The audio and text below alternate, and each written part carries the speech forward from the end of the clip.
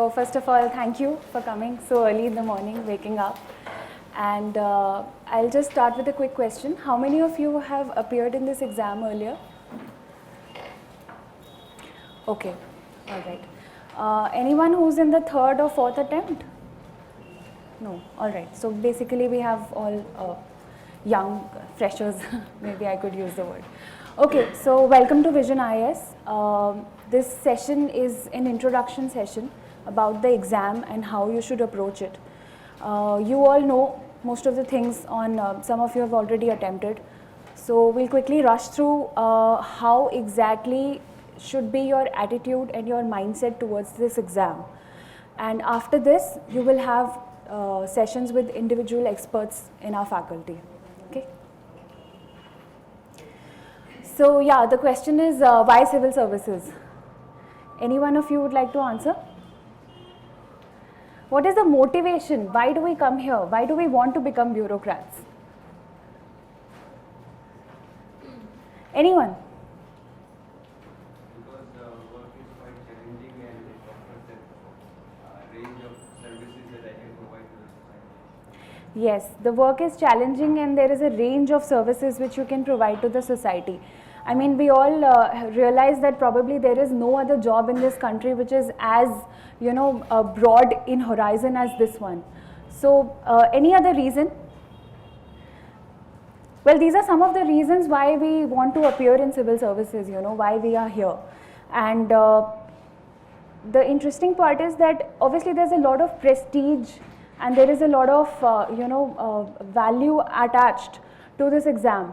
But more than that, I feel there is something called a huge scope to work, For example, there is, for example, there are positions or probably opportunities as DM, if you've noticed. A DM has a control almost at a district level for everything, right? He takes charge of everything. So this is exactly what civil services will give you. It will give you an opportunity to serve in every which way you can. And this is not just true for IAS, this is true for all other services. This is true for revenue services, this is true for foreign services. I mean, you can work hard and you can contribute to the country in so many other ways which you can't in a regular job. So the motivation has to come from within to be able to expand your, whatever you want to do. That should be the motivation we are working here for. I just like to draw your attention to the last point. It says it's all about loving your parents. How many of you are here for your parents? 1, 2, 3, 4, 5. Okay. So, would you like to share with us what is the reason why your parents want you to become bureaucrats? So that it is a post related to, so that everything can be done. That is similar to in district level he is the head. Right. So to people some service can be done. Right. Yeah, so that's a fact, right? I mean, parents also realize that this is one position which gives you a lot of power, it gives you a lot of prestige, it gives you a lot of scope to work. So, even if you're here for your parents, then keep that vision in mind always. Even, for example, you are just 10 days away from the exam and you're losing hope and you feel that, oh my God, I've not finished my syllabus, I've not done with what I should have, it's not as good as I could have done. That is the moment when you will have to think of your parents, when you will have to get back to that point where you started from. What is the motivation that we all came here with? And during those moments, this motivation will push you through during the tough times. So always keep this at the back of your mind. If you're tired, you don't want to study, and you know that exam is coming up, probably a test series paper or something, this is where you will have to use that motivation to push yourself through. So take this in your stride, always keep a positive mindset. That is the most important thing. So just as we discussed, it's a large canvas, right? This exam will give you an opportunity to paint strokes in any way you want. Use colors as many as you want. I mean, there is nothing else which can, give you this opportunity. So take this as a learning experience, take this as a journey which which you will use to enhance not only your skills but also, you know, open your mind towards numerous opportunities for a lifetime. You will always remember this journey, no matter what happens at the end of it. And it will change you as an individual like no other. See, what are the best exams we have in the country at the moment? We have CAT, right? We have GMAT or probably other exams. So what usually those exams demand is a concerted preparation for about, like, let's say six months. Okay, I think that would be sufficient for CAT, right? But this exam is a journey which you will have to undertake for probably a year or maybe even more than that. And what you will require throughout the preparation is perseverance and motivation. And especially at crucial points, when you want to give up, when you feel like giving up, yaar mujhe nahi padna, I'm irritated. How many times do I read the same thing over and over again? It happens, right? But we need to overcome that. And that is where we'll have to remember these points as to why I'm here. That is something which you should always ask yourself. Probably remind yourself every time you go to sleep that why am I here? Okay? So what's the secret? How do we get through? What's the success mantra? Hard work, consistency. Sorry?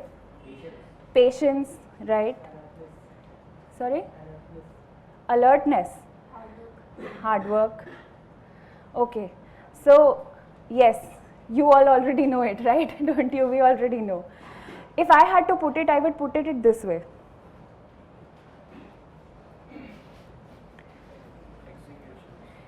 It's the implementation that matters. It is what you eventually do, how much you eventually study, how much you eventually learn. That is what will matter. We all have plans. We know XYZ material has to be read. We know that we have to do it. You know, we have to do this much syllabus or probably from these all resources. But what matters is how much you have done. And this is not just true for your preparation. This is also true for your exam day. When you go in the UPSC examination hall, right, you write an exam for 3 hours. Tell me one thing, will the examiner know how much you have studied in the last 1 year or 2 years? How would he know? He will only read what you have written. And he will only judge you on that. That's it. Nothing else matters. In this exam, nothing else matters. It is only those 3 hours what you write in there will ultimately either put you on this side or that side. And that is something you have to remember. So it is the action, what exactly you are doing, what you are putting across. And you know, one more interesting thing with this exam is what we, or probably any exam, what we tend to do is we tend to add too many inputs. We intake a lot. Try to intake information all the time. Ye kya hai, XYZ scheme, this, I mean everything. We just want to take it. But that's not the way to do it. What's the way? Can anyone tell me? Like I've already given you a hint, right? Retaining those facts, okay. Processing information. You have to take off. विद्यार्थी नहीं परीक्षार्थी बनना. Sorry? विद्यार्थी नहीं परीक्षार्थी बनना. Vidyarthi nahi pariksharthi banna. That's brilliant. Thank you. Anything else? That's really nice. So what is this? Let me just put it very simply. I will call it the success mantra. It is, please stop taking in things. Start taking them out. Right? It's not the input, it's the output that matters. Now why I am saying this? For example, I sit down to read a chapter, okay? And I've read it. I try to intake, okay, XYZ information, 1, 2, 3, 4 points, this. I'm done with it. Fine, my study's over, right? We're done. We're prepared for UPSC. No, we are not. How do we prepare? You have to take it out, immediately close the book and then remember what, try and recall what you read. Go back to the book probably a day later, or maybe not even go back to it. Once you're probably you're outside, you're roaming with your friends, or for that matter, while you're asleep, you're just about to sleep in the bed, just think about it. What did you read? Can you take it out? It's easy to take it in, but it's not easy to bring it out. And UPSC mein everything what will matter at the end of the day is how much you are able to reproduce in the exam. So that is the change in the orientation that needs to be done. exam pattern, I'm sure you all are aware. There is a prelims which is qualifying in nature. I mean, marks don't count in the final merit list. And then we have mains and then interview. So we are going to focus on prelims and mains, okay? Interview, we'll get back to it once we get through the first two stages. So for earlier, we'll just focus on the first two steps.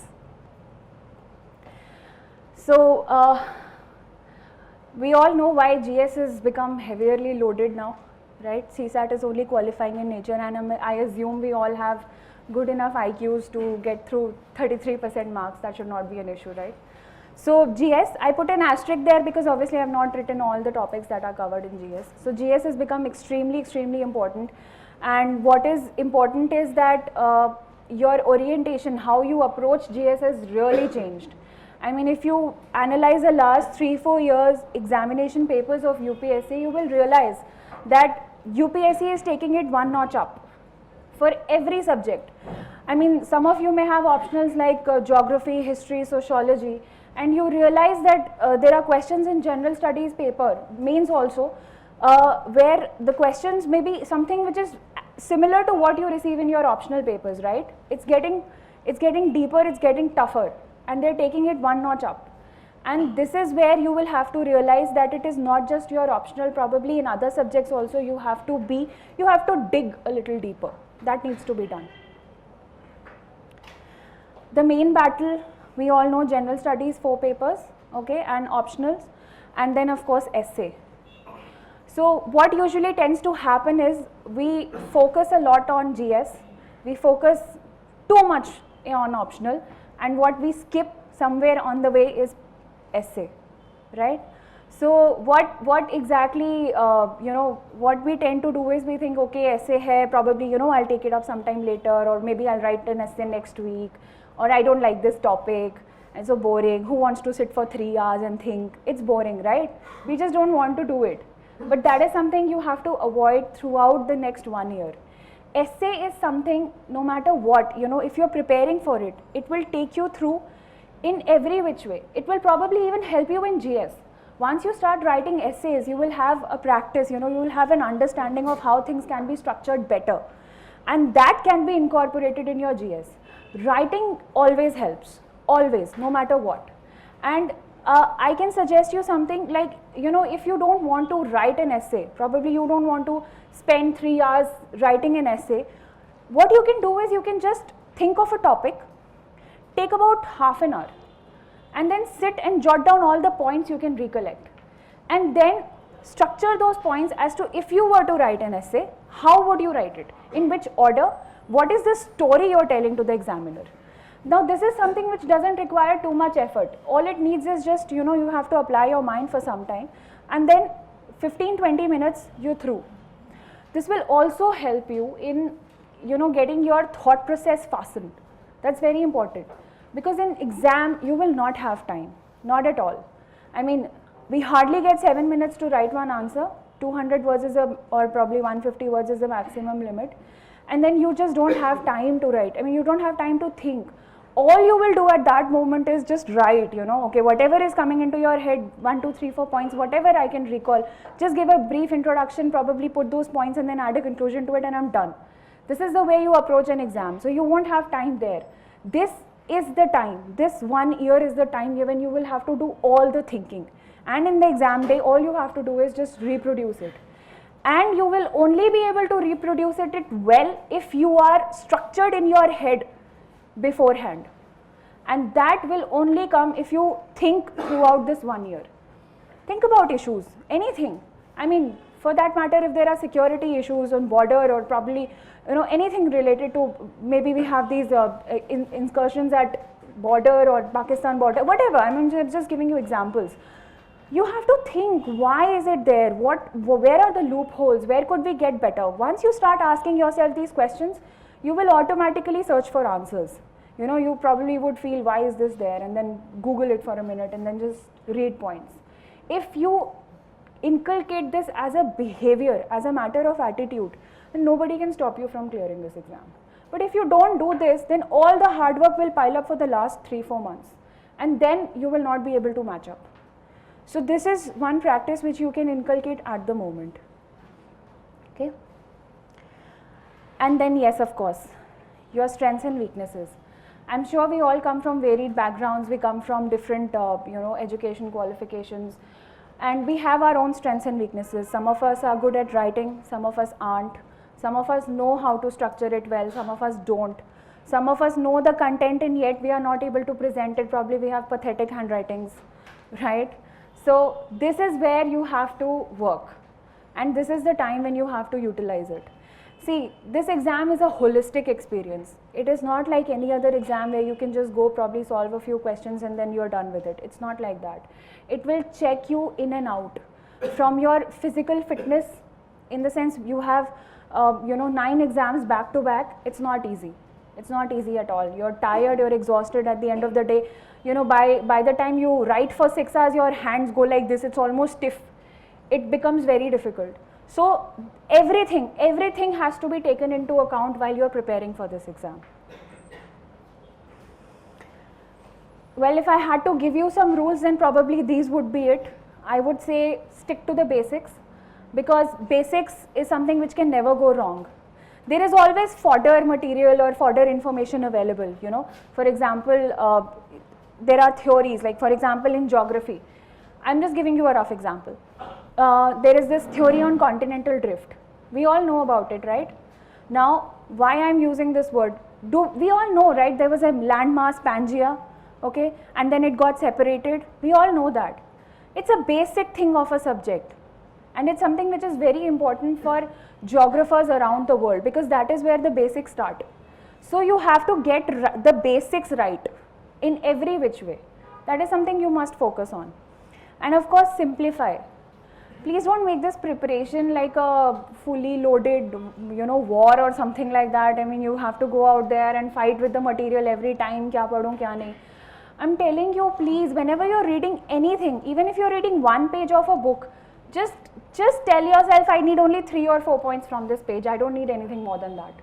Are you able to extract 4 points from that page, or for that matter, any material?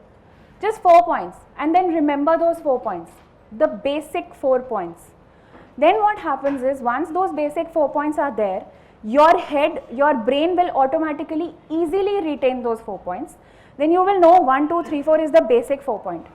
Keep revising it. Your basic structure is in place, right? Once that basic structure is in place, then you can add more tidbits to it from wherever you come across, more information. Or for example, you learn about some new index that has come up. You can relate it to it. So the basic structuring in your mind has to be clear, and it can only come with if you have this basic 4, 5 points in your head all the time. That's the most important thing. Any questions till this point on structuring or how to read or anything like that? We'll quickly come to it towards the end. And where do you do your basics from?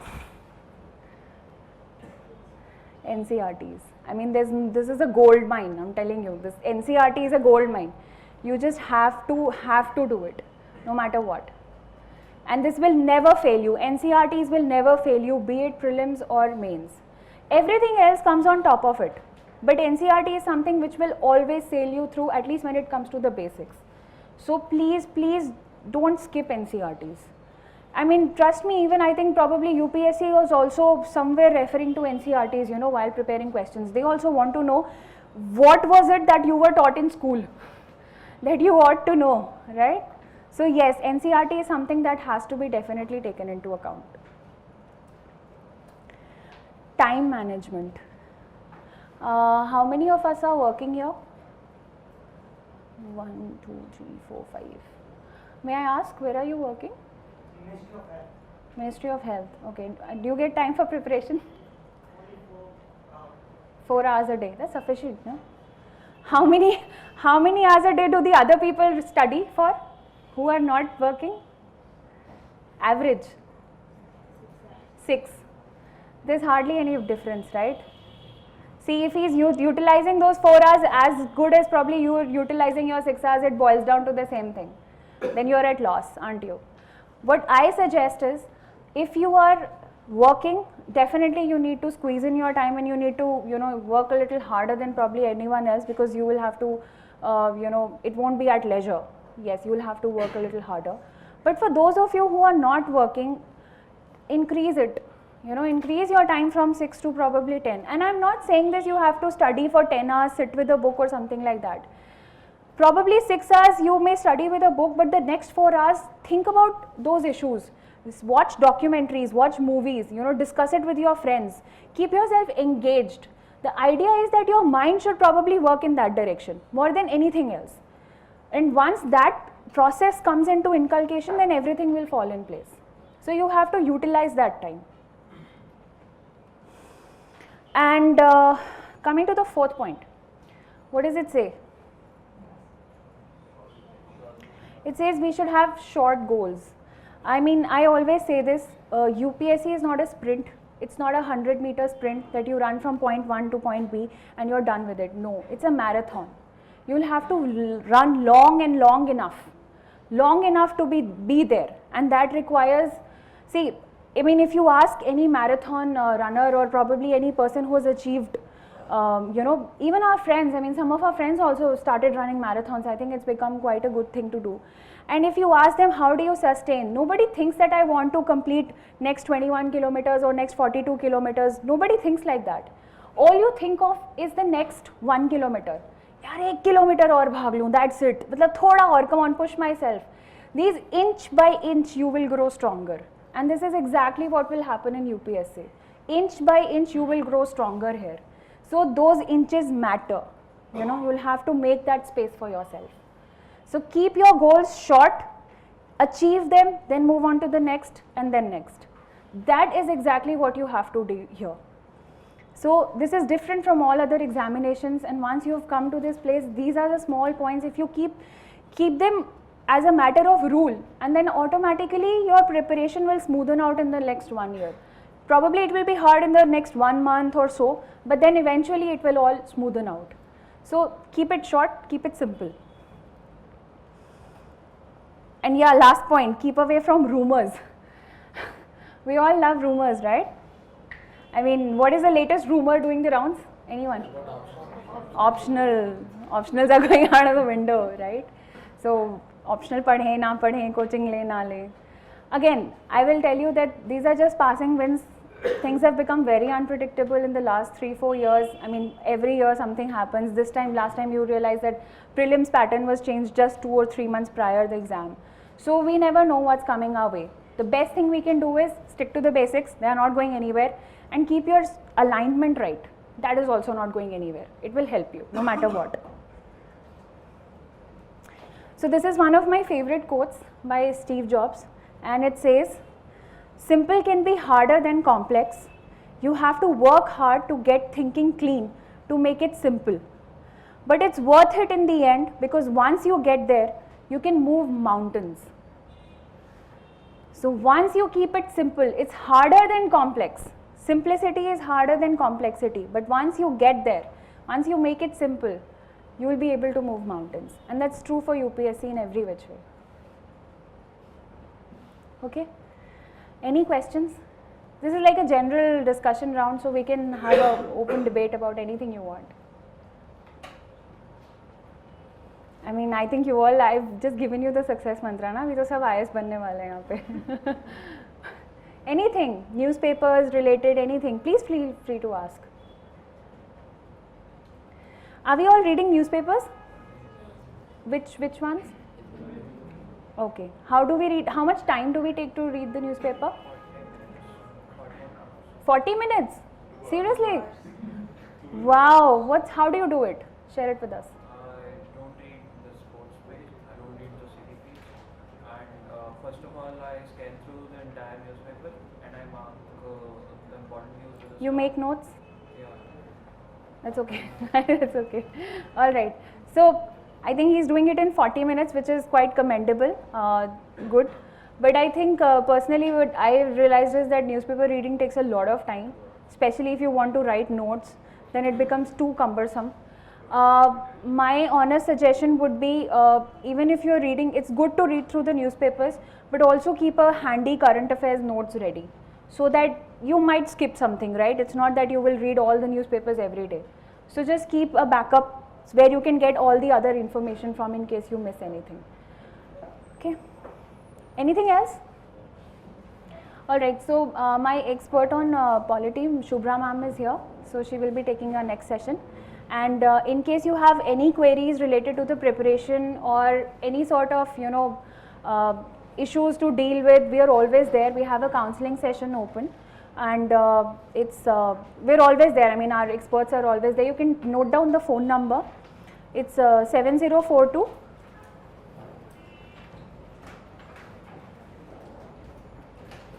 691 891. I'll just write it on the board.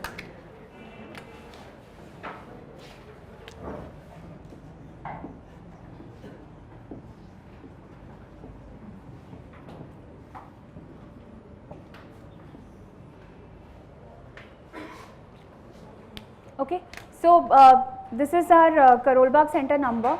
You can always call, take an appointment, and our experts will be there to help you anytime related to any sort of a query. Okay, thank you. Yeah. What is the maximum marks in GS1 paper everybody can get? Maximum marks. See, I don't like to comment on questions like this because see, what happens is we've noticed every year there is some. Let me complete my. Sorry. Yeah. The 2011, the top ranker, she get only 1 or 2 marks better, more than the cutoff.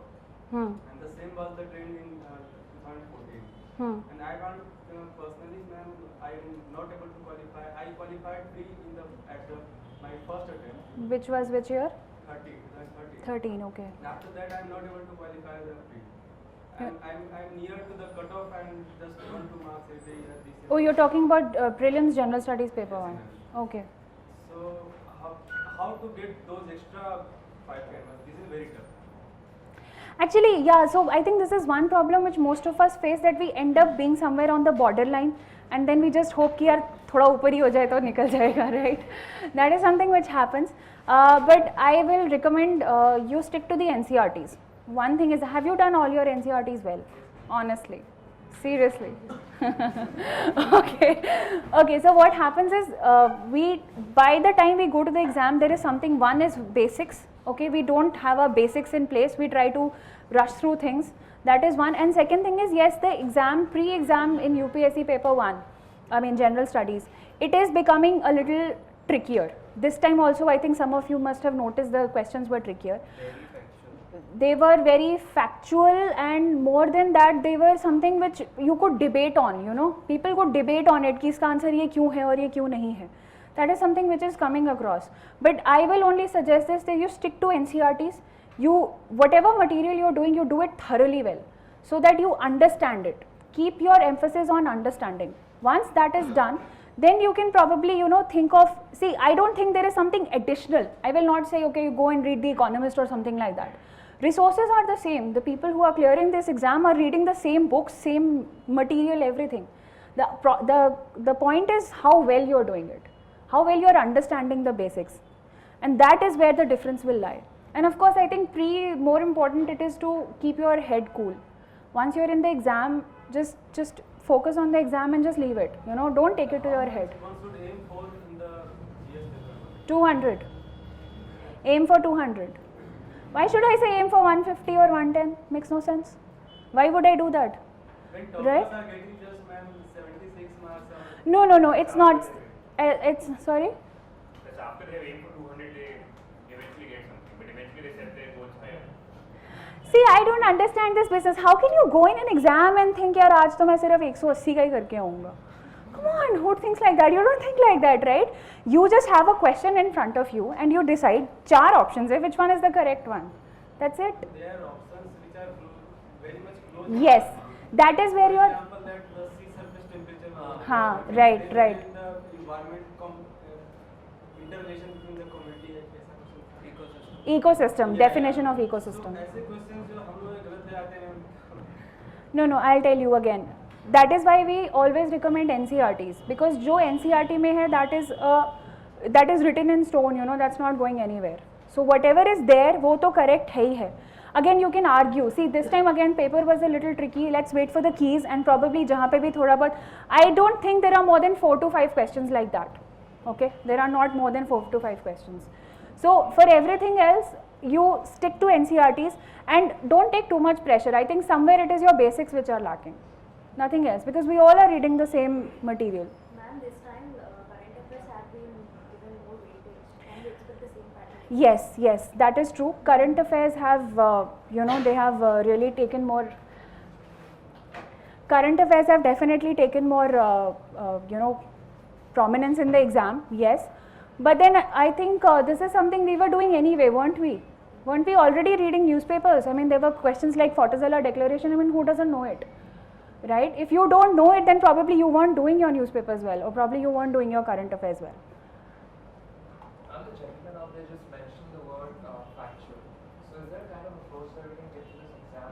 Because I've just started reading the NCERT, it's been a week, but there are a lot of dates in the history section and in the history lesson. So do we have to keep it all very factual, or we can just take the bigger picture and just learn from the concept of what? I will not recommend that you get too much involved with dates, particularly in history. That doesn't help. For example, GS mains last year there was a question on this battle of Panipat, and probably you could have mentioned that all three battles were this and this, but then I don't think that matters. Again, what was the question eventually? The question was why in Panipat? So it's the concept, right? It's something which you should have also thought of. I mean, 3 battles in Panipat, like why Panipat is something, and trust me, the battles were not related to each other in any way. So why? This is again coming down to the basics, coming down to thinking why, how. Unlike you told us about the NCERT and focusing on simplicity, in the era of cutthroat competition where the additional edge or the additional advantage that he was also striving for, and for that matter he could not clear because he didn't have that additional edge with him. And I think the edge that comes, it has to be with the basics plus the added reference materials. But with the reference materials which are there in the market, like there are hundreds and thousands of books, materials, notes, then all of these things. So how does an aspirant tackle all this dilemma? Like I'll counter your point. choosing the I understand your point, but I'll counter it saying that there is one thing. One is the basics. Okay. Additional, go on to it only once you're thorough with the basics. And trust me, there is nothing like additional per se, there is nothing called additional. I mean, people, your friends, amongst your friends or seniors who have cleared the exam, I mean, just go and talk to them. How many additional resources did they refer to?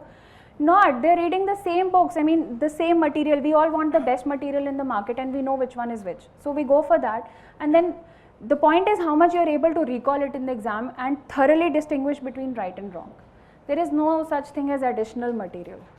At least not with respect to prelims, I won't say that. Okay. So, Shubhra ma'am is here. I take political science and international relations, and since you had some general queries and they have been answered, so I'm running short of time. So basically, I would share my view, like what should be your approach. And when you deal with polity, NIR paper 2, and I would like if I can answer some of your queries, okay, that will be much better. Because what to study, almost it's everyone knows, and the thing is, despite doing what we think, the issue is how to clear exam, not how to study. Okay, so our goal should be that we should be able to clear exam. Clearing exam means, again, 2 things, clearing prelims and clearing mains. And what I think is most important is the attitude, okay? You should have an attitude that I will get it what I want. And that until unless that attitude doesn't come, once you have this attitude, you are self-motivated, you will find there are many roads. And there is no one single formula for getting selected. Every person is unique. You make your strategy according to what suits to your nature. Okay? There are endless examples, some getting selected by self-studies, some by these things. Ultimately, what matters is, do you are you passionate about it or not? Okay, so the only formula for success is passion, and you will definitely get the route. Okay, so main thing, remain passionate about what you want to do. You will get a lot of help, you will get the routes.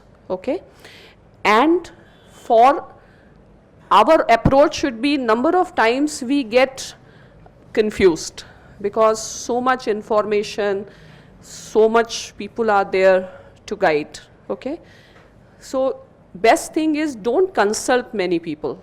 Okay, just look for 2-3 consultations, that's on, and you are going to become a leader. You have to work on your personality. Okay, so have trust on yourself and try to see like how, what you yourself make your strategy, develop trust, confidence, you will be a leader. Okay, so basically it, from my experience, what I have seen, that it is that your attitude that ultimately takes you there. Okay, and for how to prepare and what to do, the best thing is you must analyze questions. Okay, without analyzing previous year questions, you won't be able to prepare accordingly, like you will not get the idea. Okay, so I suggest my students, more than reading books, it's more important that they give lot of time for question analysis. Okay, your starting point should always be analysis of previous year questions. When you will analyze prelims questions, mains questions, both, then you look for, first of all, what type of questions, you go try to understand the psychology of UPSC or that exam, like what type of questions do they frame. If you look into polity paper, or they are, most of the questions are very current oriented. Okay, so they have, you will get some basic questions from the constitution, but more important thing is you have to understand the policy. Okay, policy changes, what are happening. So right now the demand is you should be a very dynamic person. Okay, just studying the basic books, it will obviously be needed because background is needed, but only that is not going to be sufficient. Okay, what you require, and from my point of view, you forget that you are preparing for UPSC exam. You should not take tension of the results also. Okay, you should try to know from a common man's point of view, at least like if this tax reform is being done, it's not necessary that every time we read newspaper then only UPSC and civil services exam should be in our mind. Rather than learning, you should try to know that I have to know something. What is the system of fundamental rights? Why this particular debate is? Okay, so first of all, develop a taste towards knowing things without all the time remaining under pressure of exam. Because if your examination pressure comes, your approach becomes very narrow. Okay, you restrict yourself, but don't do that. And there is no one definite source for everything. The best thing is we are living in an age where internet is available. Okay, and I cannot say that for international relations it's enough that you read Word Focus. No, you can look for different sources, then ultimately have a view that this particular source may be helpful. And as she was saying, you need to know basics, as well as you need to develop your analytical skills. And for clearing this exam, you need social intelligence, not just academic. Okay, so it's always a good idea if you interact with people. Group studies also help. If you debate, if you discuss this particular bill, collegium system, it should not be there, it should be there. Try to innovate the techniques that makes your preparation interesting, and teamwork definitely helps. Okay, so the thing is, you try to see at, you should have a program of action or a plan of action. Like, I have 12 months in mind. In 12 months, how I will go about it. Okay, you should have your own timetable. Like, maybe as far as ancient history, I can cover in 10 days. Maybe for polity, I'll be requiring 15 days. Okay, so keep on making that program, you keep on changing also. And it's not that you only study through books.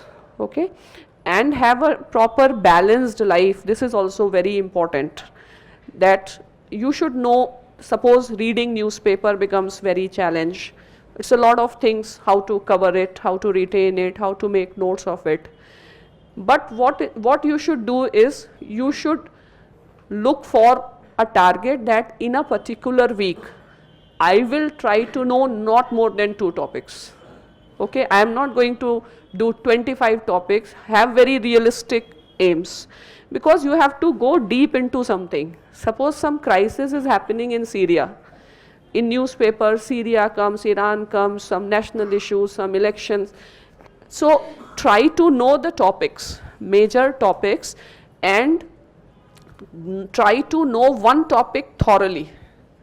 Okay, and it's not that you have to make notes from the newspaper. You can't actually make, because basics have to be known. Suppose crisis, migration crisis or refugee crisis, from newspaper you get yourself aware that these things are happening. But topic wise, you have to work on that. Okay, and yes, and you have to be fast also. You cannot be at complete liberty. Okay, so make a proper timetable that this is something I have, these are my targets and I have to complete in this particular time. Okay, and don't go for many books of a same standard or a same type. Okay, best thing is in polity is, you don't have to refer many resources. For example, you stick to M. Lakshmikant for your basics. It's not that M. Lakshmikant, Subhash Kashyap and then D.D. Basu. More you will study from different sources. This information becomes difficult to assimilate, difficult to organize, difficult to reproduce. Okay, and it's very important that you have to take a risk in this exam. If you want to go for a very idealistic type of preparation, I will do this, that first of all doesn't happen. Second thing, it frustrates you. Okay, so take it lightly, be very selective, leave it on UPSC. Okay, if they want me to be there, they'll take it. Okay, I am a UPSC material. If they don't take it, they are unfortunate. Okay, so if they want, so enjoy your studies, enjoy this timing. Don't get yourself tensed unnecessarily, but be disciplined. And after attitude, I will suggest you should be disciplined. Okay, if I am studying 6 hours a day, after that I am watching movie, and that's also okay, there's no harm, because practically it's difficult to do any qualitative study for more than 6 to 8 hours. So no need. Okay, but 6 to 8 hour disciplined study, you increase your efficiency. Okay, have confidence in you. Believe that whatever I am doing, I am on the right track. I will be learning myself, because someone else coming and telling you will never get convinced. You will only be convinced with what you would find from yourself. No one else can convince, no one trust other person. Is that clear? So you have to find your ways. There are some general assumptions, you can say assumptions, that by this way a person should do at least this much minimum thing. There's no minimum, no maximum, but still it's fine if you do NCRT, okay? And what is required is you do lot of newspaper, like current things. And these days, lot of good debates come in Rajya Sabha TV, in Lok Sabha TV, in All India Radio, like Market Mantra and some, because once I interact with the common man, I feel they know a lot about what is happening in economics. When you go to the village, they know a lot about what is happening in panchayats. And our view is very artificial. We don't understand the ground realities. Is that clear? So try to know things from a common man's point of view, do minimum. And as far as prelims issue is concerned, until and unless you do not do practice, you won't be able to mark or tick the right answer. Practice is the key for prelims. 3 months before your prelims exams, you should be only doing lot of practice, okay? Previous year's papers, scan. What are the resources? What are the standard resources which normally UPSC takes? If question from science tech comes, what are the resources? Where they look for? Normally they will always go for standard textbooks. Is that clear? To try to track. And it's not that when you do question papers, you test your knowledge. No, leave that. But from question paper, try to find out. This is something which I should also know. This is something, because without interacting a problem, okay? Question paper is actually problem solving.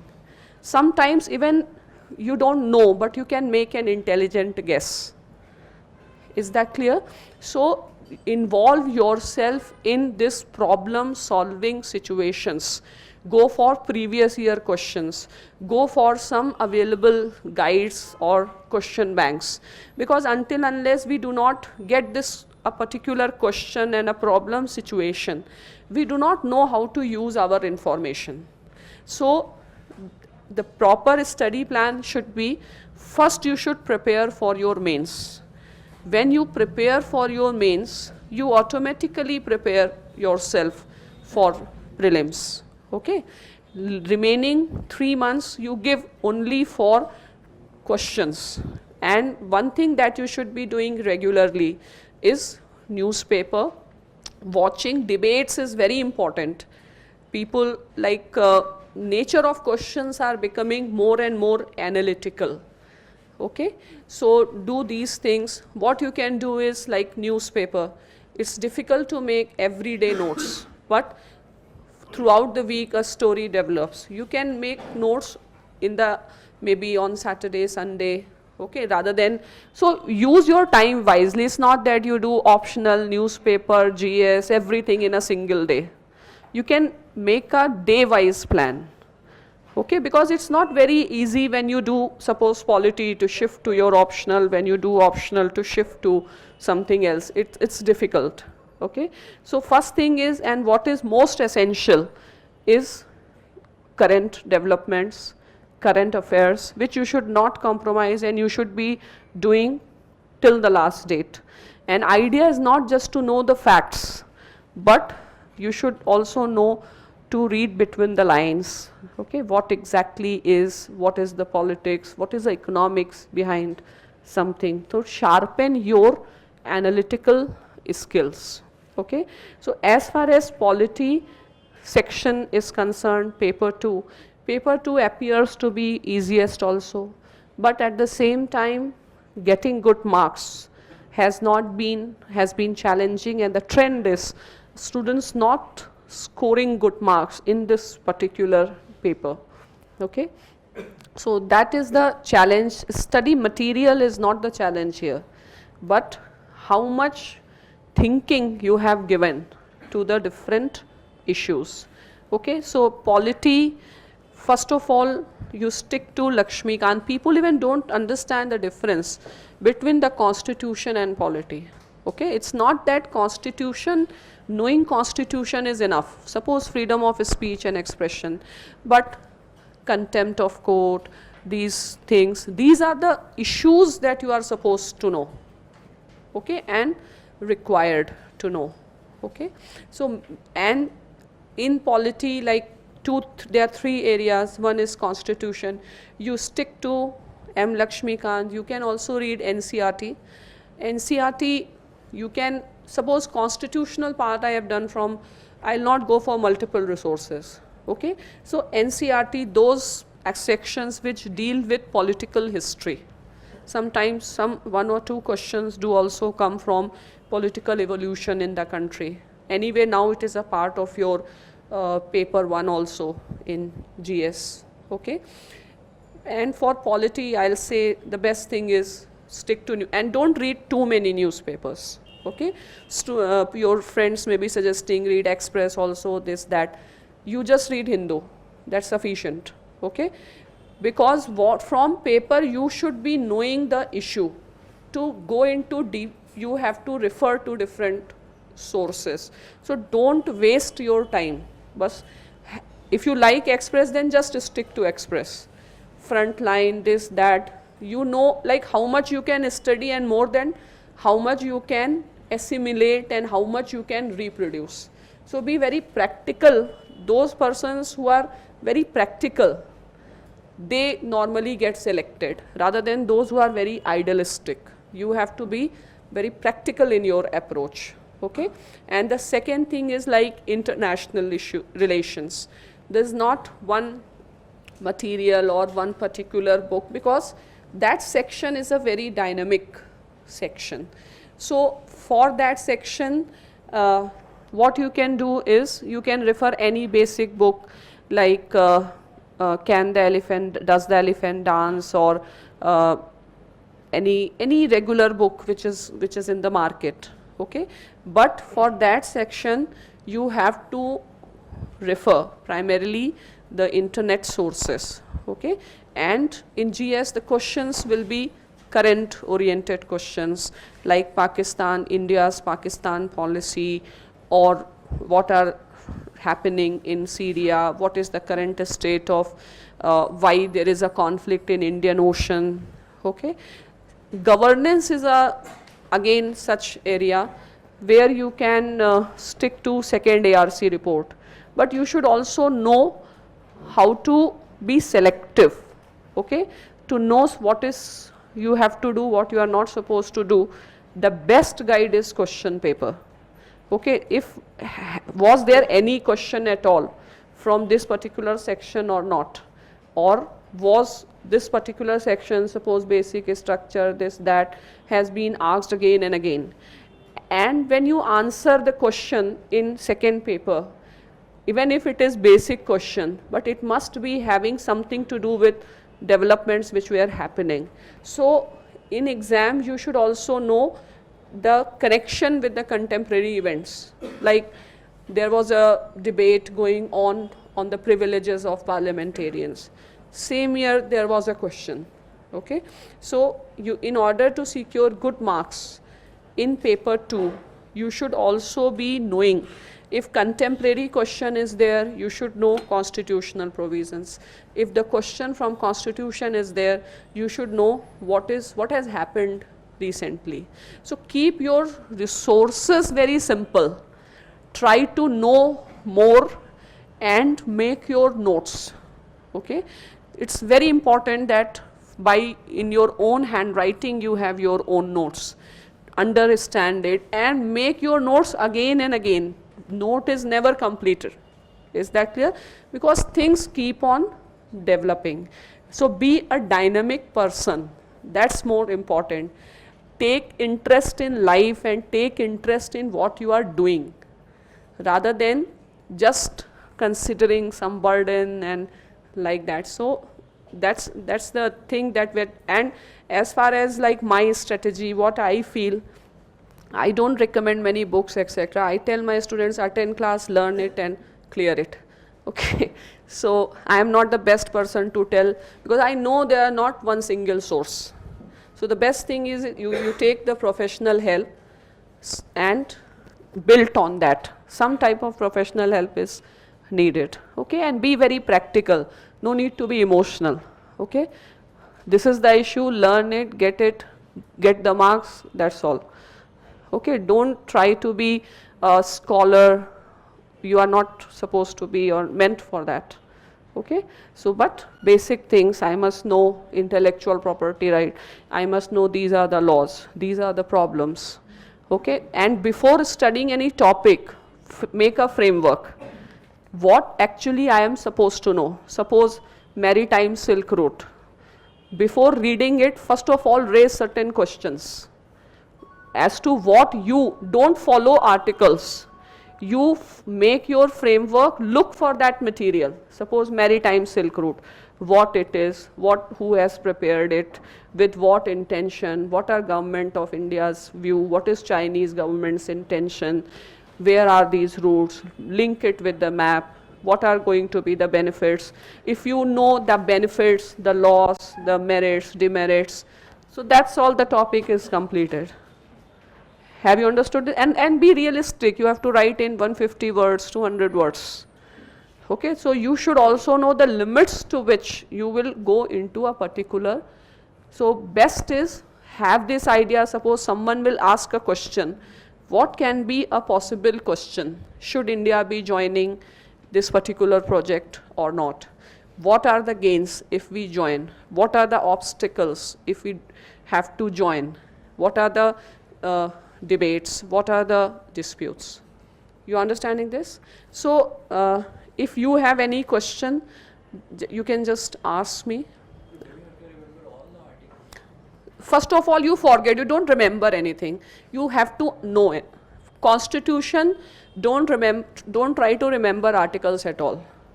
And something which you cannot do, you should not be worried. As far as this exam is concerned, you focus on your strength, not on your weakness. If you are not good at learning and remembering something, forget it. I'll say na, if your name is to come in the paper, it will come anyhow. Okay, so don't worry, I cannot remember names, forget it. Try to just know. Is that clear? Because you may be having some strength, the other person may be having some other weakness. Okay, it offsets. And you work on, suppose you are very good in economics, try to give more time to that. Okay, don't neglect your strength, your weaknesses, okay, work it to the extent possible, leave it on God. Okay. Ma'am, this was the question that I asked last time also when Nitin Singhania sir was there. Ma'am, issues in international relations like the Syrian crisis and the refugee crisis, they've been building up for a very long time. So, as you said, that do we have to maintain a separate notes for issues like this? Like, for example, the Syrian crisis is a very long issue that's going on. So, do we maintain? See, you should know how to understand the issue in international relations. So, first of all, suppose crisis in Syria.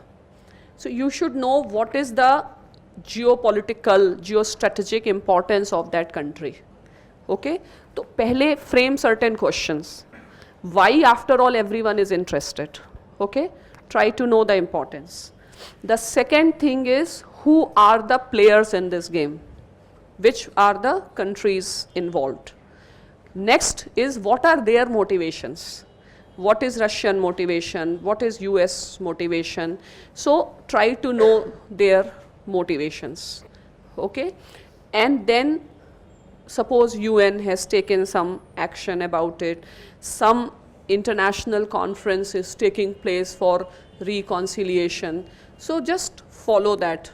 When you will try to know the motivation, you will automatically understand. So do we maintain a separate note for this and we can keep building upon it? Major events, suppose a conference in Vienna takes place, what actually has happened? And then for many events, you can look into BBC backgrounders. They give a timeline. Okay, you will automatically understand. So Syrian crisis, follow it, what happened, but we have to study from the perspective of our government. What are our interests, what will be our stance, try some hypothetical questions also. Okay, so a particular like Palestinian crisis, who are the crises, what are the parties involved, what are their motives, what they are doing. Now, first, if you will have this basic, you will start understanding the newspaper analysis. Is there any specific Yes, you can look at CFR, Council of Foreign Relations, CFR Backgrounders. It's a very good source. CFR Backgrounders. As Nitin Singhania last time he said that you can refer to Wikipedia also. Is that No, I will say if you find something there reasonable and fine, you can look, but you look into CFR Backgrounders, okay? And right now one very good website, The Wire, has come. You have seen? The Wire is a good website. And BBC Backgrounders. Okay, good newspapers carry good timelines.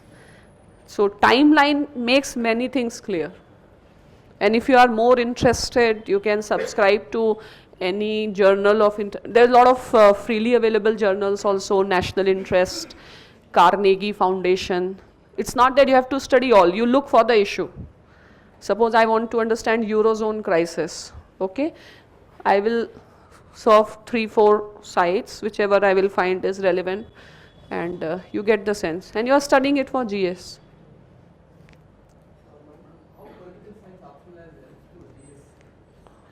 Political science, I'll say, is the best option.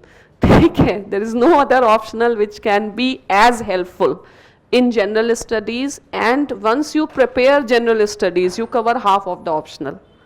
Okay, so because suppose international relations, if it is your subject, you know it thoroughly, you can afford to give that much time to know the basics. Is that clear? So political science optional, there is a, like, it covers some sections in your paper 1 also. Paper 2 is completely, paper 3 also, land reforms, economic policies. Paper 4, so many thinkers are there, ethics and governance. So you can find lot of overlapping. And I'll say among the social sciences, it's a good balance because it's conceptual as well as factual, both. But primarily the nature is analytical. Okay? Anything else? For international relations, suppose we are covering the contemporary part with the newspaper, and the standard book is telling the background. But what about the things that have developed within 2009, 10, 11, 12? So I'm saying now you should be smart enough to understand what exactly am I supposed to know. It's not that I will study everything and then I will find out. No, you have to be smart. There is no other way. Okay, so I must be smart enough to know, suppose if our Prime Minister is going to UAE, Central Asia, why is he going? Okay, what is the importance? What has been happening? Again, what are major countries? What we have done in the past? What are our achievements? What we did, what China did? Okay, so in this way you try to make a framework about the information you want to know, that's all. Every event and event you don't need to know. It's not that chronicalizing your events, it's knowing the issues. UN reforms, why reforms? What areas are needed? What efforts have been taken? If reforms take place or will take place, what is the possibility? Just fine, no more PhD in UN. Okay, WTO, these are our concerns, these are the areas, we have conflict with US on these issues. So it can be done very easily. Okay? Political ideologies for optional or GS? You want to know the book?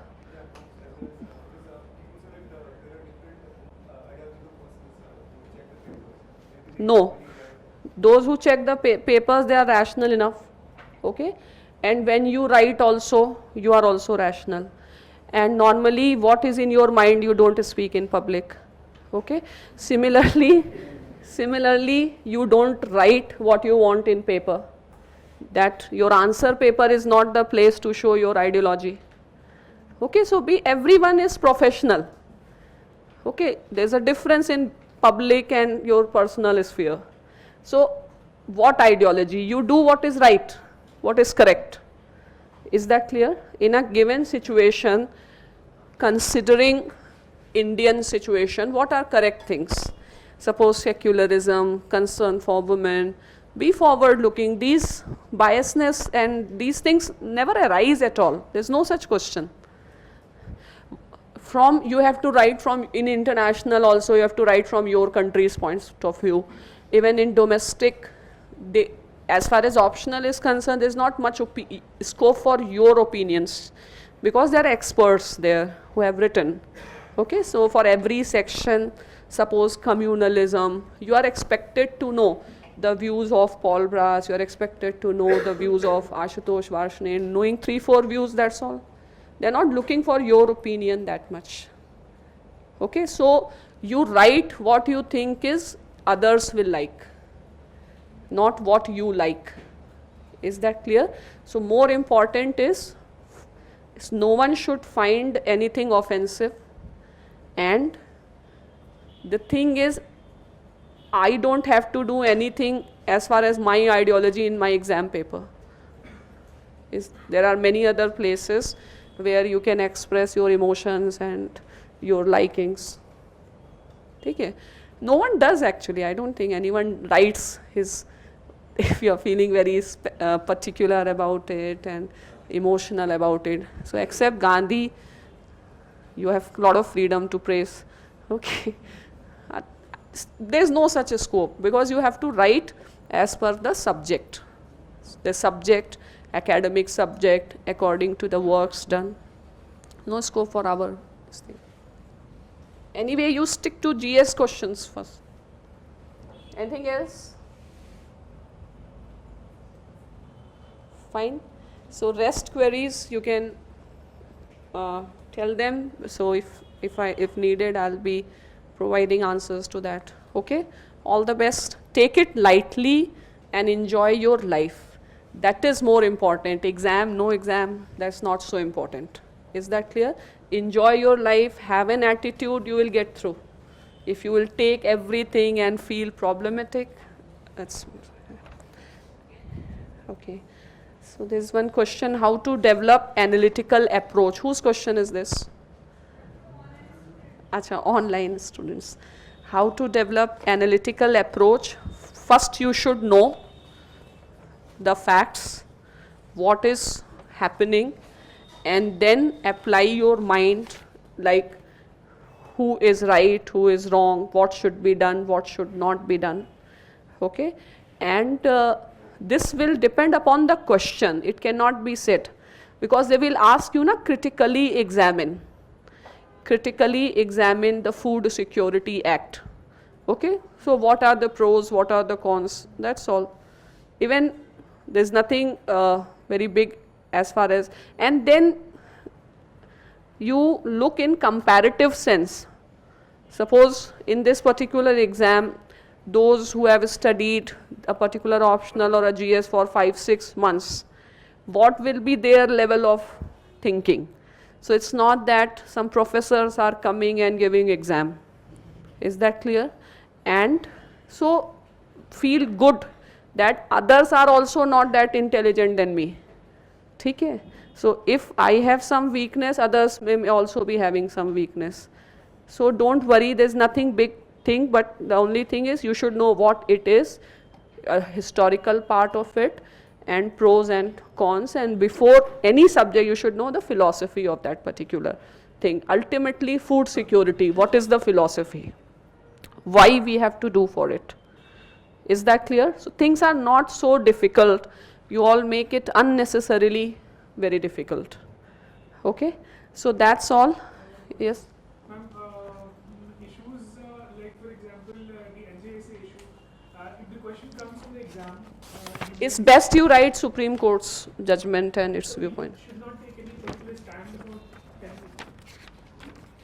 You take the stand of Supreme Court, the ultimate arbiter of the Constitution. तुम्हें क्या करना है? तुमको order implement करने हैं civil servant बन के, ideas थोड़े देने हैं. ठीक है, जो भी ऑर्डर दे जाके वो इम्प्लीमेंट करना है. तो इतना परेशान होने की ज़रूरत नहीं. और हम कुछ बहुत खास करें, हम कुछ बहुत यूनिक लिखें, इन सब की कोई ज़रूरत नहीं है. ठीक है, कोलिजियम के ये फ़ायदे हैं, ये नुकसान है, कमीशन के ये फ़ायदे, ये नुकसान है. ये हमें पता है, बाकी हमें जो इम्प्लीमेंट करने के लिए दिया जाएगा हम इम्प्लीमेंट कर देंगे, उससे ज़्यादा हमारा कोई रोल नहीं है, ठीक है।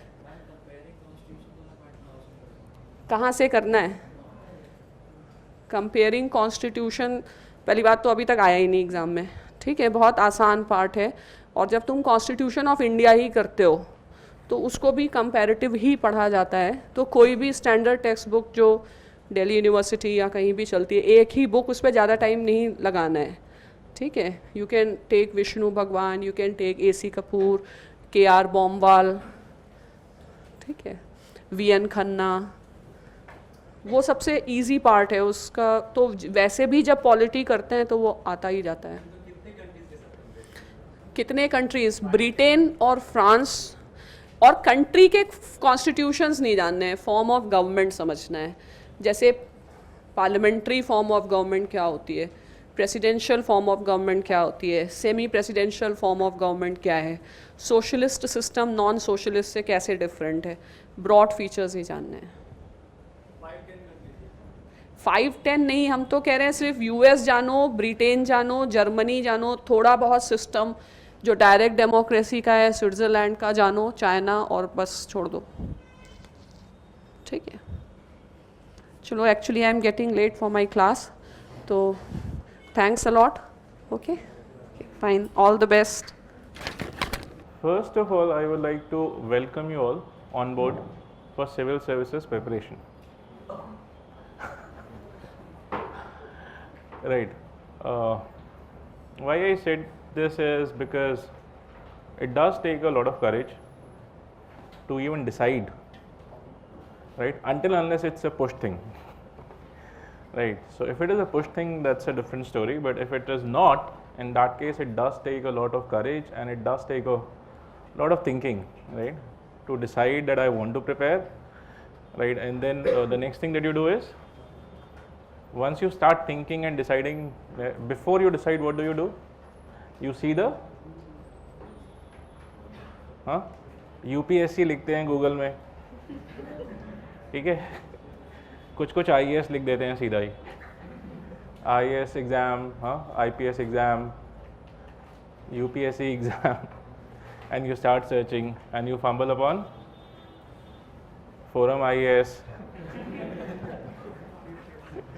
Earlier it used to be upsc.gov.in. Nowadays, like, you fumble upon a lot many more things, right? And then you somehow, so it depends on from where you are seeing the pattern of the exam.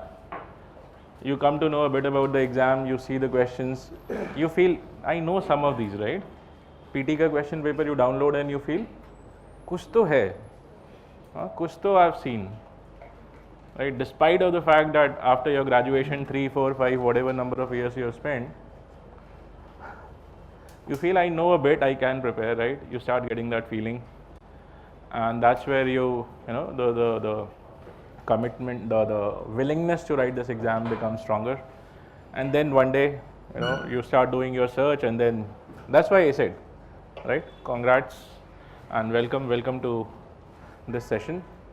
So the purpose of, like, I think Shubhra ji has already talked about in the first session that you had. She had already talked about polity. She has already talked about the background of how you prepare and all. So what we'll do here right now is we'll talk more in terms of the geography part of the syllabus, one, and how we should proceed about it, right? But then something which is more fundamental for you to understand through this session is, why at all is geography there in this UPSC Civil Services exam part? Why at all, right? Why are they asking you polity? Why are they asking you, like, how many of you have seen the syllabus? Thoda sa aur, thoda man, no? Acha, you are raising your hands with respect to how much of the syllabus you have seen, right? So anyone who has seen 5% of the syllabus, itna sa hi haath upar hai. Okay. So what are the parts do you like? I hope we know there are 3 parts to the exam by now. So there's a prelims part, mains part, and interview part. Are we also aware of the syllabus? Have we seen the syllabus? Prelim syllabus, how many of you have seen? Seen, I'm just asking seen. I'm not asking how many of you remember it, right? seen, dekha hai, there is something like a prelim syllabus, right? So there are how many? Okay, now let me put a bit of pressure. So how many of you do you recall how many parts in that syllabus are there? 7 parts. Good. Someone said. Koi bola. Good. 7. What are they? Starts with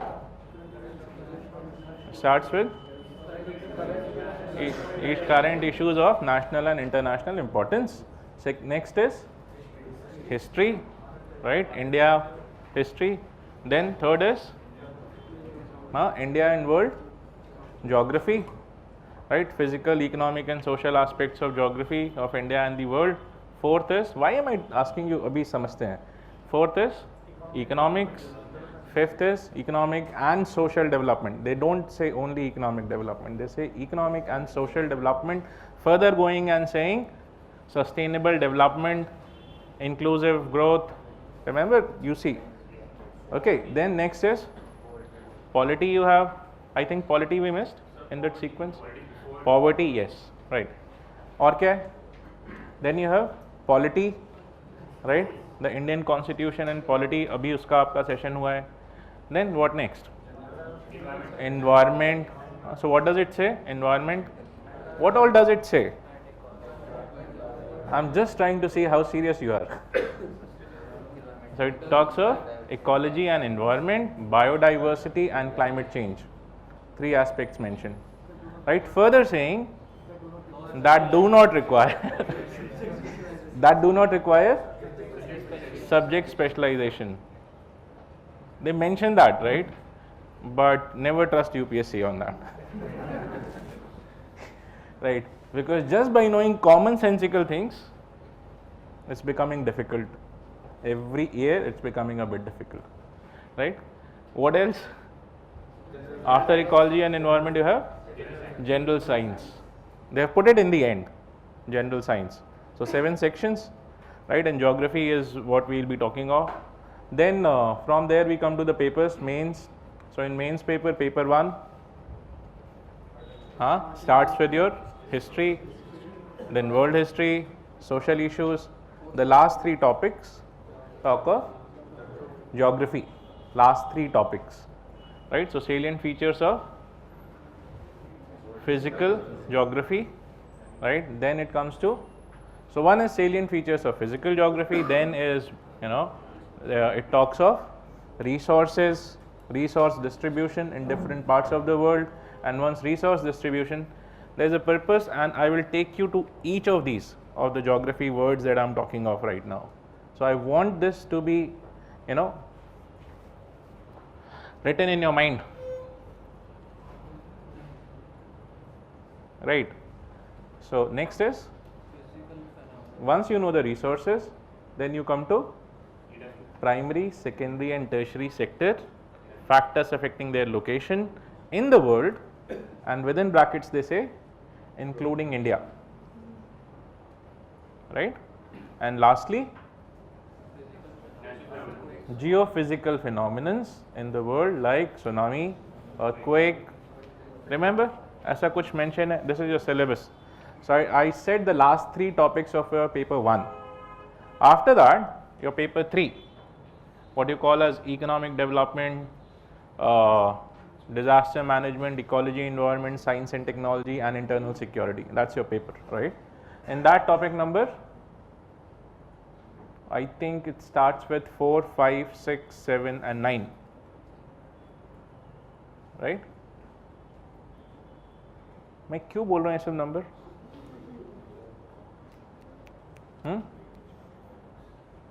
We'll get into those, right? But why am I saying all this?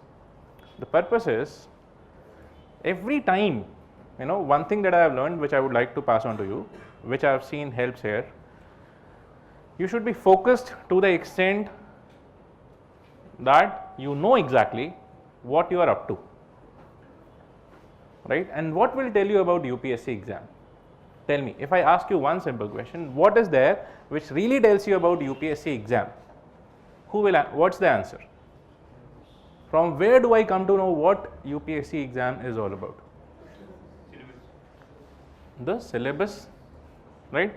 Which is written not in our class breakup. or anyone else's, any institute, but the one which comes on the upsc.gov.in website for that given year's notification, right? So that is the source. Source number 1, primary source, right? Secondary source, or the next thing that tells me about this exam, material, question paper, right? The questions asked, and questions asked since 1950. Questions asked since, where should I see? Let us say you start, you go and you are so enthusiastic, you get the questions, last 20 years question paper, you start from the end, 70s, 80s, whatever, right, and come up to 2012, you are completely prepared, right, and then you realize UPSC changed the syllabus. Right? So, कहाँ से start होना चाहिए? Hard work, let me tell you, कहाँ से start होना चाहिए? Last year. Start with the last year question, see last to last year question, see another year question, right? Maximum 5-year questions. क्योंकि उससे ज़्यादा background आपके पास भी नहीं है to start with. That background will build. You don't know. Don't assume I know things. You don't know the current things which happened in the last decade. All you could recall from your memories are things which have happened in the last 5, 7, 8 years. And the ones who have been preparing बचपन से, कईयों का होता है ना, sir मेरा बचपन से एम था IAS बनने का. Class 1, the first thing I thought was I will become IAS officer. Class 1 में किसका एम होता है यार IAS officer बनने का? Be honest. IAS पता भी होता है उस समय क्या होता है. Class 1 में हमारा एम होता है क्रिकेट खेलें,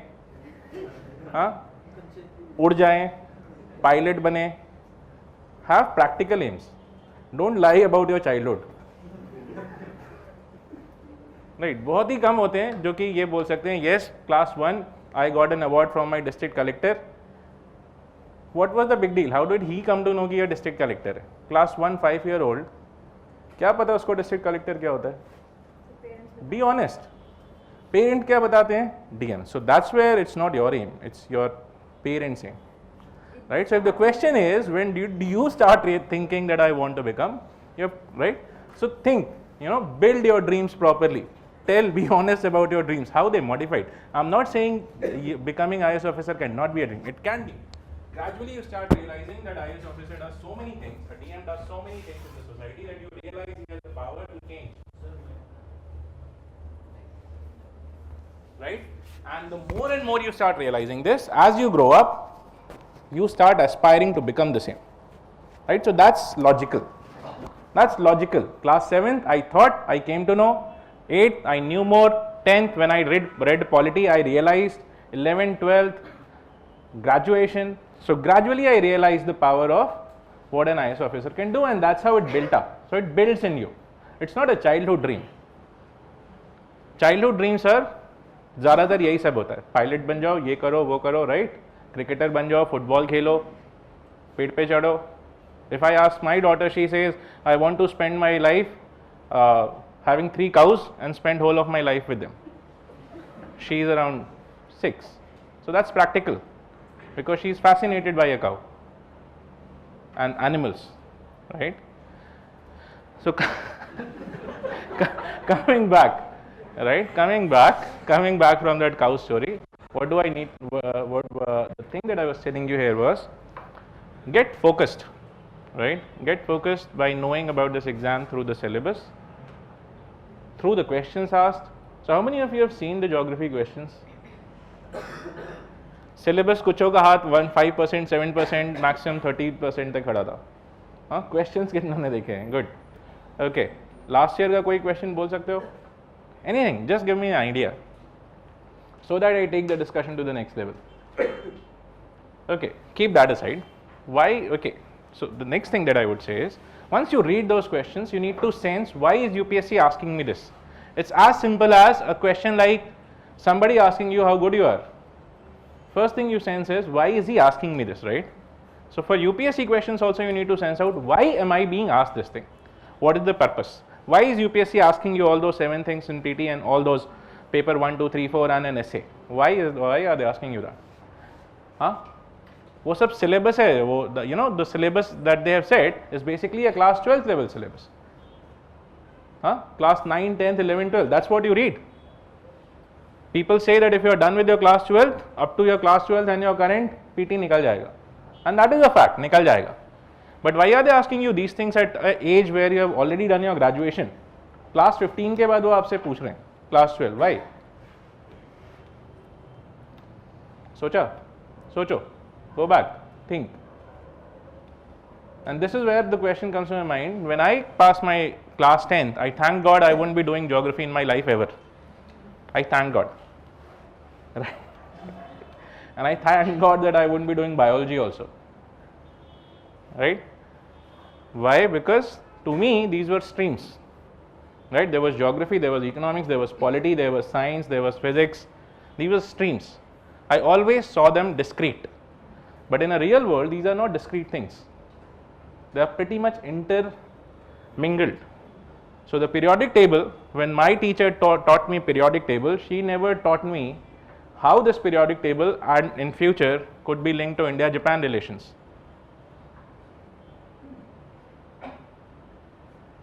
Right? Have you heard the term lanthanides? Do we remember? In your periodic table, something like this, you have two groups, right? Above, याद है कुछ ऐसा periodic table बचपन में देखा था ना? All of us saw it, right? But we never tried to. For us, it was always a periodic table. The first thing here was the second, right? Remember? Very good, excellent. So hydrogen and helium, and somewhere here was lanthanides and actinides, right? Lanthanides and actinides. Actinides, what do they give us, by the way? Chemistry wale? Chemistry, science, physics, anyone can answer this. What do I get from those actinides? Yes. Radioactive elements. Can you name some of them which were there? Thorium, uranium, plutonium, einsteinium, mendelevium. याद है ये सब थे? याद नहीं है? नहीं होता है. क्यों नहीं होता है? Because we are only taught discrete things. Right? Geography, when I might have been taught geography when in my school days, mountain was mountain and that's it. So if I'm not going to mountains, it's of no use to me. And they are just another feature built. Right? But no one taught me what is the importance of mountains. No one taught me that I'm on this planet because of those mountains. No one taught me that the food that I get, the irrigation for that comes from the mountains. Right? The civilization that I'm part of flows from those mountains.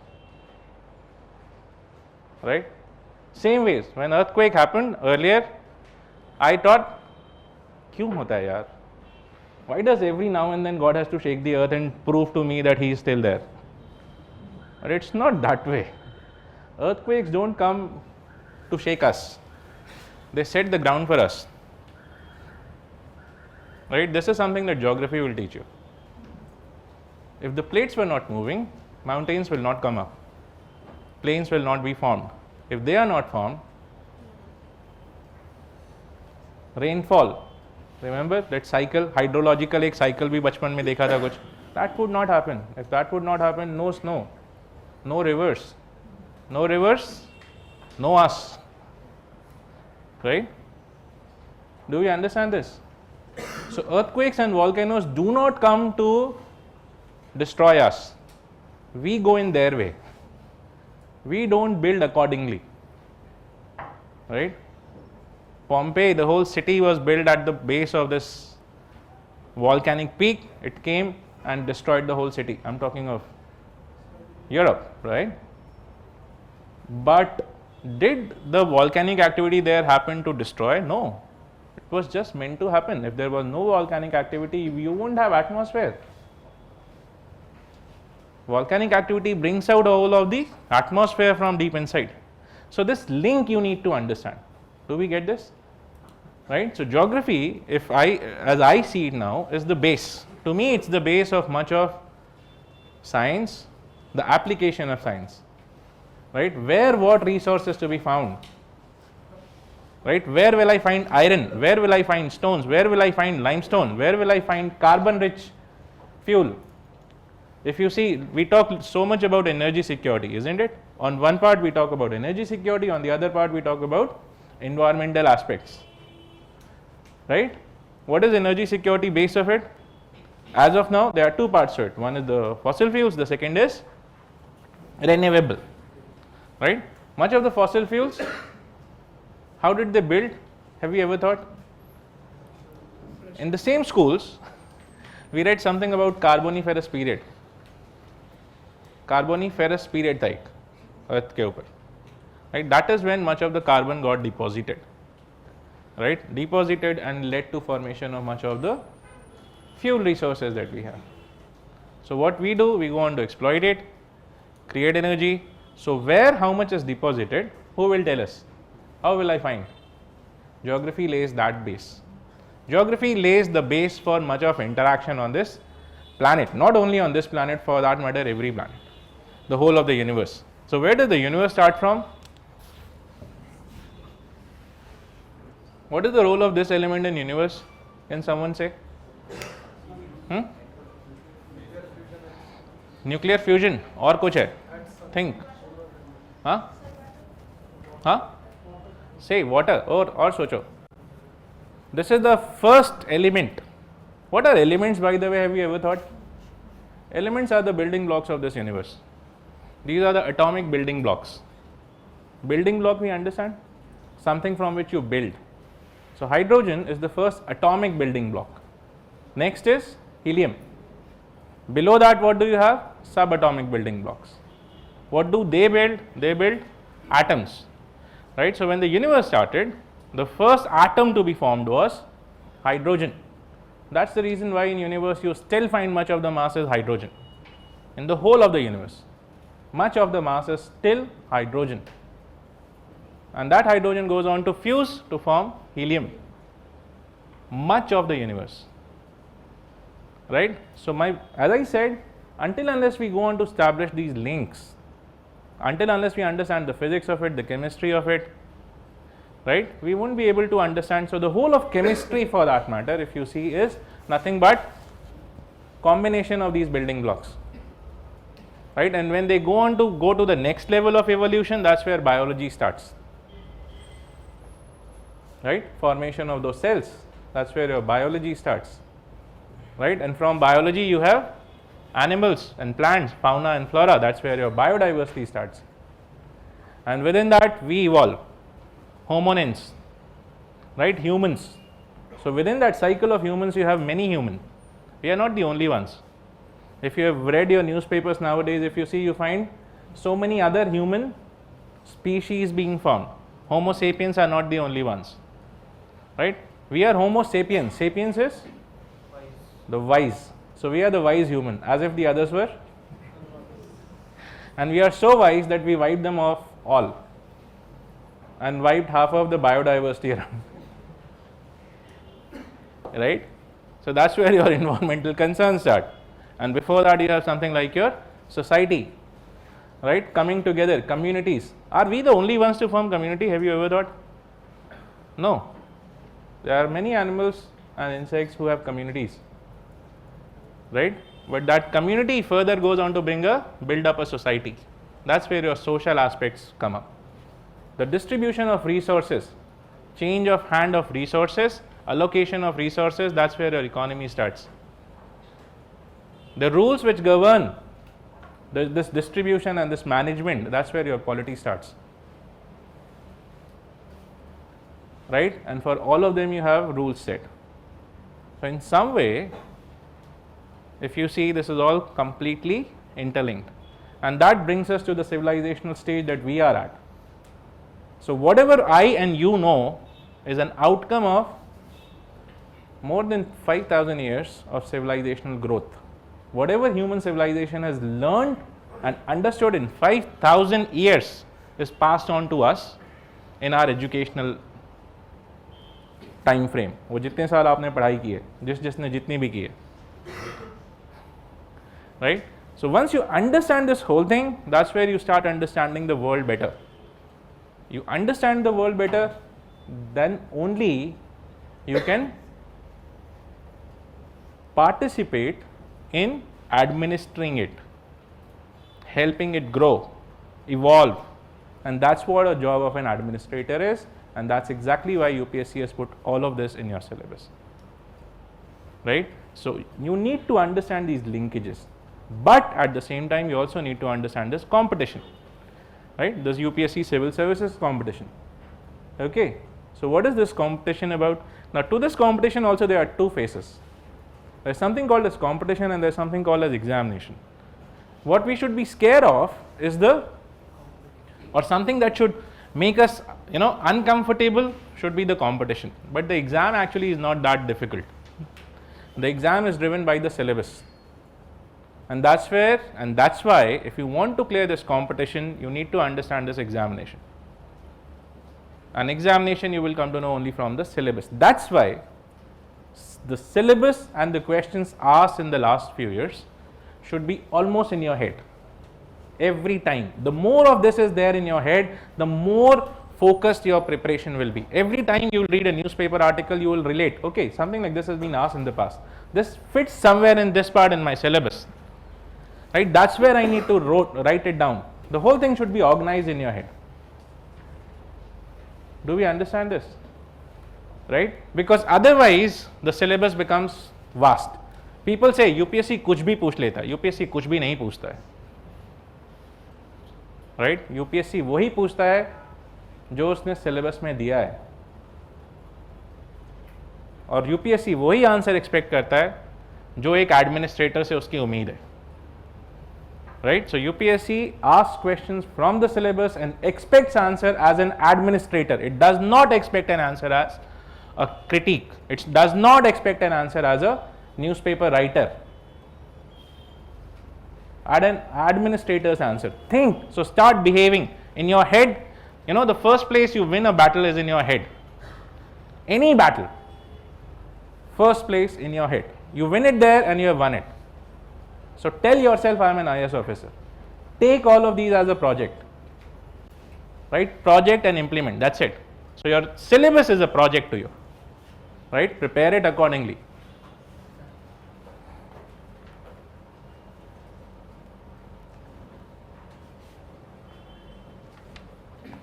So समझ में आया कुछ?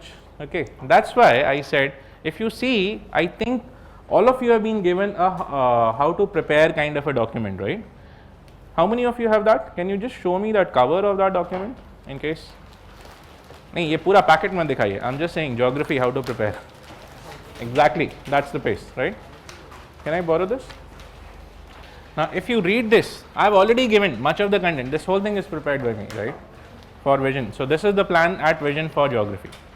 Now in this, if you just unfold this, what all do you find? It starts with the background, right? Then onwards, it goes into what are the basic books. So I've already answered all those questions because these are the general questions that you will have, right? What books to refer? That's the list. Refer these books. That's it. Right? Be focused, read the questions, refer these books. UPSC is still asking from these books, including last year's question paper, and we expect even this year's question paper. Right? They have never deviated much beyond it. The questions do have some kind of linkage here. So that basic linkage you need to establish from these books. Once you are done, once you have these books, खरीद चुके हो जो ठीक है, उसके बाद it starts with classes. Right, so if you see, that's why I'm not discussing much about it. If you see, I've given you a class-wise plan. Class 1, what topics, which chapter of which book I want you to read and come to the class. If you are done with this basic thing for your class, that's it. From there onwards, I can take you to the next level. But if you have not done this basic, then I have to do it in the class, right? So if we do it that way, it would always be, if you don't have a background, so it's always better. Don't walk in a class thinking that सब कुछ वहीं पढ़ लेंगे. Remember, almost much of the UPSC selection related work you have to do on your own. A classroom can guide you. It can help you understand, keep your focus intact, help you, discuss the questions, help you develop your analytical ability around a topic. But information थोड़ा यहाँ से उठा सकते हैं. These are books which you have read and passed the exam. I hope all of you have class 10th and 12th. है ना? That's not too much of an asking, right? So that's it. Simple. Question wise, go. Any question that you have from this document, so the document takes you almost to the end of all the classes, right? Comprehensively prepared, class number 25. The other topics that I'll be covering in addition to geography, we'll discuss a bit more about this, but in addition to geography, I would also be covering ecology and environment for you, disaster management, and some parts of your economic geography, the topics that I said, topic number 4, 6, 7, 4, 6, 7, 8, 9 in your paper 3, broadly, right? Disaster management I have already said, and then there's another topic of ecology, so that is conservation, environmental pollution and environmental impact assessment in your mains paper, paper number 3. These are additional topics that I would be covering. For that also you will get a similar document, right? We are just updating that on I will give you after the mains exam this year. I want to incorporate everything from the mains into that, because for those topics of disaster management and all, we don't have a very basic kind. We do have NCERT books around that, but that's old. So there's something more that I would like to add in that class sequence. We update that, and anyway that's not happening before December, because we start with geography and we take around a month or so to cover the geography part. By that time you will get that document as well, which will be almost a similar document giving you class wise kind of a breakup of what to do, right? So I think I've already laid the base platform of how geography helps you understand, relate, right? How it will help you understand the resources. It will help you understand the physical formations that we have, right? All that. So this is what we need to understand through that base session. Is that okay? Right? Any question that you have to ask me at this level, please ask. Yeah.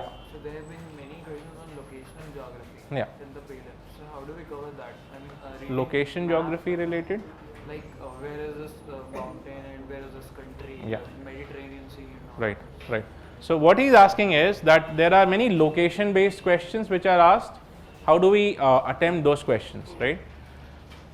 The answer to that is, very simple answer is we have to go through map, which we will do in the class. But once I'm doing those formations, once anything, because your physical formation is there in your mains paper and prelims paper also. So whenever we'll be, let's say when we do mountain building, we will be doing where all do we have mountains, right? We'll see the whole sequence. So right now we see mountains isolated, right? To me, Himalayas is maybe before I started doing geography, Himalayas was isolated than Andaman Nicobar. But if I tell you that they are related, and I tell you that even the mountains of Caucasus and the ones that we have in Turkey are related and almost the same chain, right? So once we'll be doing that, we'll be locating what is the sequence, where does it end, where does it start from, right? So that will help you understand what is located where. Okay. So that is the base. I mean, I know which questions, like last year if you see there was a question around which of the following countries does not touch the Mediterranean Sea, right? Jordan, Syria, they gave you different options, right? There are many questions we can take up, right? As many questions as you want in geography. So they have asked you last year, which of the following, another question that comes to my mind right now is the one which talked about which of the following national parks have all the vegetation zones, right, starting from tropical up to Arctic, right? Now if you go into these, if you just try to figure out and see the expanse of the various national parks which are given, one of them you find is Namdhapa. If you see Namdhapa, it starts from the valley part, right, and touches almost a height of nearly 4,500, 4,700 meters if I'm right. right? The ice line or the snow line in India starts in tropical regions, not India, starts much below that. Obviously, that means there has to be snow, right? Which shows that there has to be an Arctic region, right? So that's how you add up. We will be doing all this, right? So, but the classes would not only be about information, because in this whole preparation, information is at base actually, right? We need to process that information, take it to the next level, which is knowledge. You derive knowledge from information. Use that knowledge and do application, right? And once you know how to apply, the next level is wisdom to whether I should be applying or not, right? So iron, knowing that iron could be molded and something could be created is information. How you do that is knowledge. Creating a gun out of it is application. And to whom to give that gun, whether a terrorist or the security person, is your wisdom, right? So you need to, and that is what your analysis of any basic data is, right? So this is how we need to grow around it. I think I have broadly taken up all my time that I had. If you have any other questions, you can ask me. Do we have any question related to the syllabus? How do we approach the syllabus? Yeah.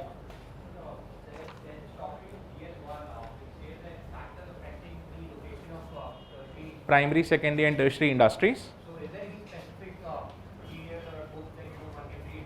Yeah. That is pretty much vague in the I'll tell you. Yeah. Actually, unfortunately, the books which are available at NCERT, on the NCERT website and all, you have this Fundamentals of Human Geography, right, which is your class 11th or 12th geography book, which covers primary, secondary and tertiary industries. But it does not, as you said, it does not cover it at length. You do find a bit of this, not completely, mentioned in another book, G.C. Leong, Guo Chang Leong, Certificate Physical and Human Geography. I think the name is given in that list as well, right? So if you see the second part of it, which talks about climatic regions, in that climatic region it does talk a bit about the kind of industries these countries are having, or these climatic regions are having. Then there is another book, Land and People series, class 6, 7, 8, 9. That's an old NCERT, which was published somewhere in the 1990s. But the industrial regions remain the same.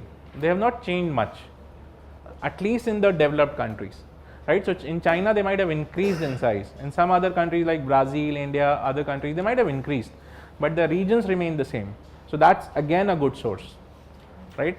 But what we cover in the class is, if you see the questions which were asked from this specific topic last year, they asked you the factors affecting change in the location of steel industries, right? Last year's main question I'm telling you from that topic, right?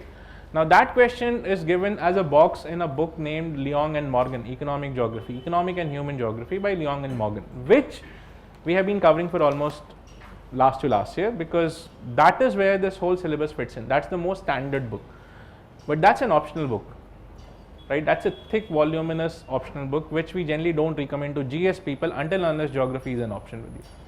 So we have identified areas which are major, which could be expected, and we are covering that in the class, right? So that is taken care in the class. Even if you see your NCERT, it borrows from the same book, but they have not covered completely, because class 11, 12th level doesn't require that, right? So all these areas have been identified, worked upon, content collected, right? And for me also, the guiding principle is UPSC syllabus and the questions. That's it. I don't listen to anything else. And I would like all of you to do the same, right? Stick to your NCERT's basics question, UPSC syllabus questions. That's it. And have more and more of that in your head, not only for geography but almost for everything else, right? So that's it. Anything else? कुछ geography समझ में आया? कुछ can we expect? Geography तो नहीं, because we did not start geography, right? But do we understand how it is related, how things are organized, how you need to go about it, which are the basic books, right? How to start your this thing. So I would expect you, all of you, to first get hold of these NCRTs and GC Leong and a map, and buy any of the school atlases that we have.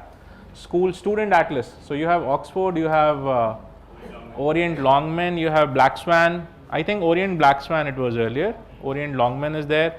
Don't get a NATMO map, right? NATMO, though it is the national atlas and thematic mapping organization that we have countrywide, that's the only national body, but their maps become a bit too much, right? So a simple school atlas, and start with the first part, physical geography. Start with basics and then move on, right? That's it.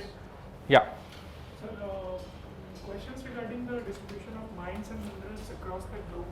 Yeah. So places in like Russia and all, the names are very difficult to remember. I know. China is much more difficult, even to me. So how I do, like for example, I tell you, industrial regions, if you see in China, there are basically 6. 2 of them thankfully are based around their dishes, Manchuria and Szechuan. So I ask students, do you remember the Chinese menu that you see at restaurants?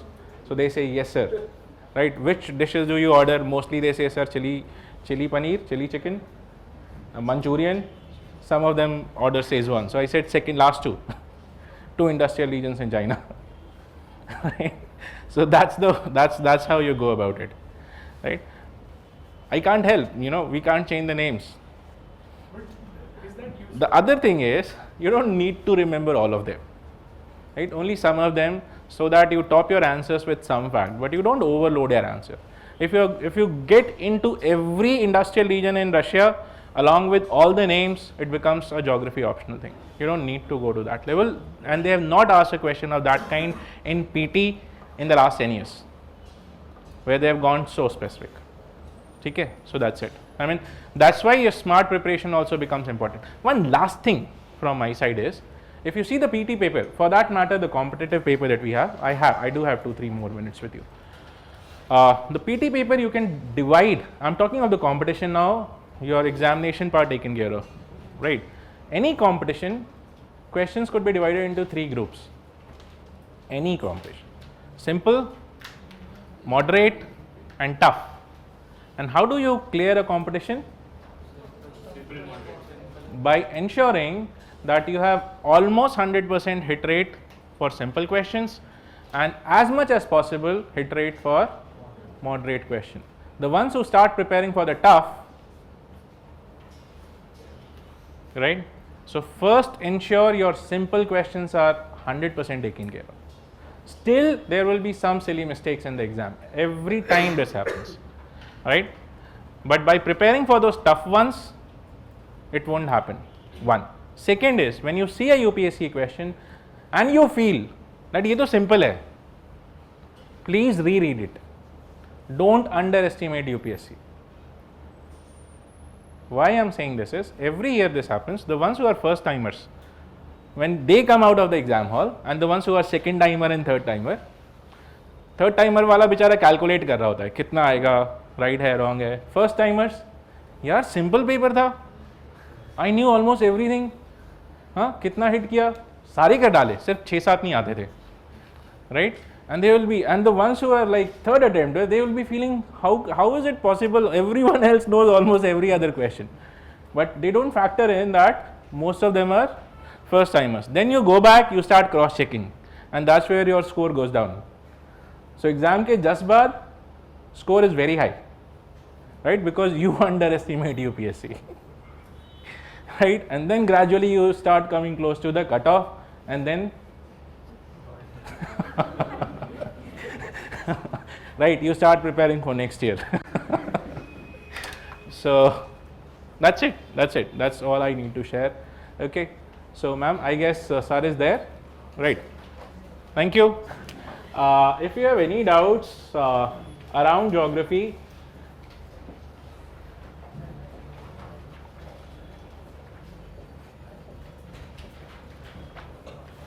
you can call me on this number. Let's say if I don't respond, there are 2 chances. One is it's too early or too late, or I might be in a class, right? Or maybe I'm on the second phone. So just go on calling till I pick. Does not mean you go on calling back to back, right? So if I don't pick, give me half an hour and then call back, right? So, but do get all your doubts clear, and I'm there in the office generally in the morning, so you can come over and we can discuss whatever you feel like, right? Thank you. Myself, Dr. Suraj Suryavanshi. So I am associated with Vision IS for last 2 years. I'll be taking paper 4, that is ethics and integrity. So if you can open up those things which I haven't opened up as of now, so you'll see that what has been given there, and you'll see the broader approach for the paper 4. It can be divided into this way, that we'll discuss broadly the syllabus, what has been the syllabus given by the UPSC. Then we'll go to some of the questions that have been asked in last 2 years, briefly, 1 or 2 questions. What will be the pattern for the questions, how to write the answers, and then finally we will discuss what are the sources that we can refer, what are the sources for the ethics paper, and broadly the approach that is required for this paper. Understood? Yes, so anybody can tell me about the definition of ethics? Yes? What's the ethics? What is in this paper? What is ethics? Yes? It's not very difficult question. Set of principles for what? Yes, set of principles. They are set of principles. Morals itself is a sort of a word synonymous with the ethics. So the question would be, what are morals? Yes? Yes, what is ethics or what are morals?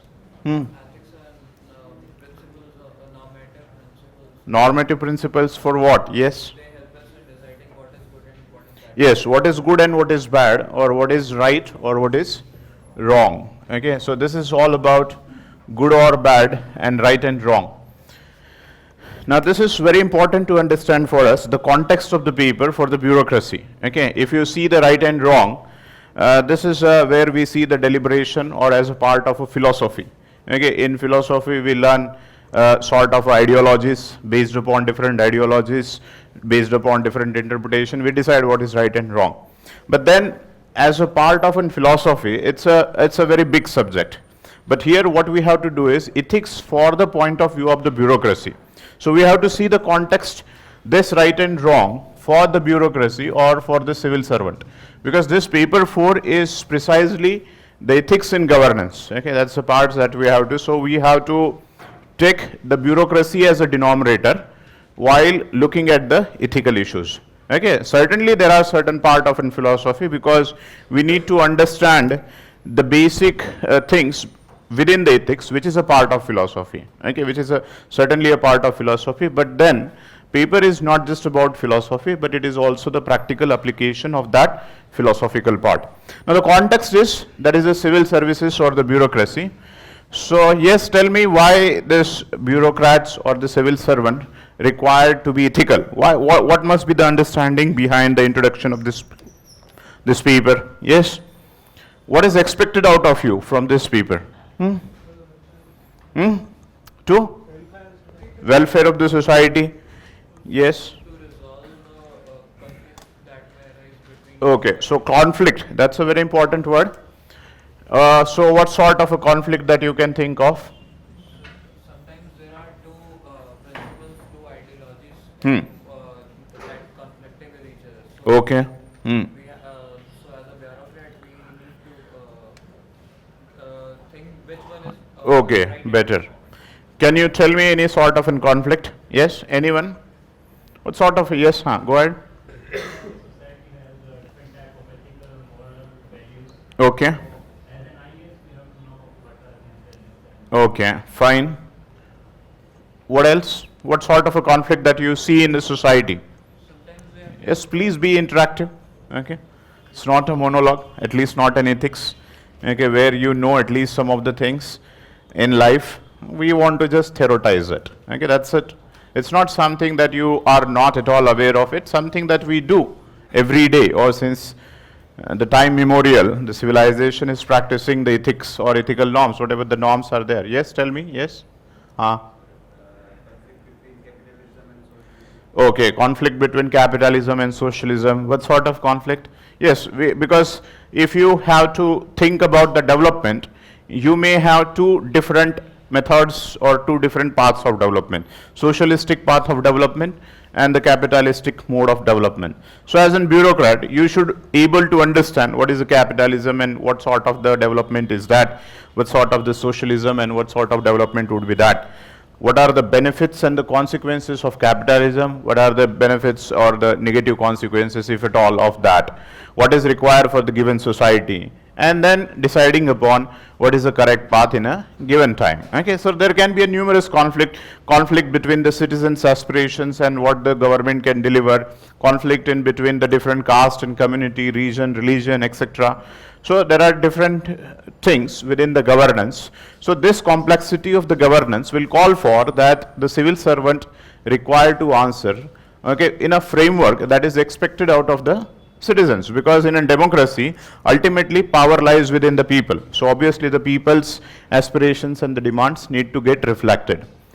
So in this context, so ethics is important, and there are certain problems that are there in the governance. So against that problems, we are trying to recollect the problems in order to inculcate the ethical values in the bureaucrat. So what are the problems? Can you think of what are the problems in governance, in today's governance? Yes?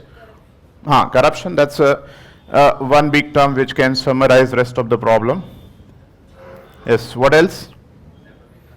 Nepotism is a sort of, again, it's a part of corruption where you are favoring your kith and kin, near and dear ones or the family members, that we call as a nepotism. What else?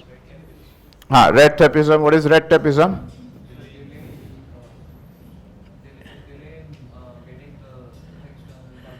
Yes, undue delay or the procedural delay, that we see that if the citizen is going into the office, then the bureaucrats are being told that you can come after 15 days. Then again after 15 days, person is being told he can come after 7 days, so on and so forth.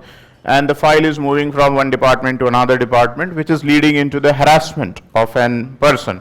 And to bypass this harassment, obviously then he will think of bypassing the procedure, and then it will give rise to the corruption as well.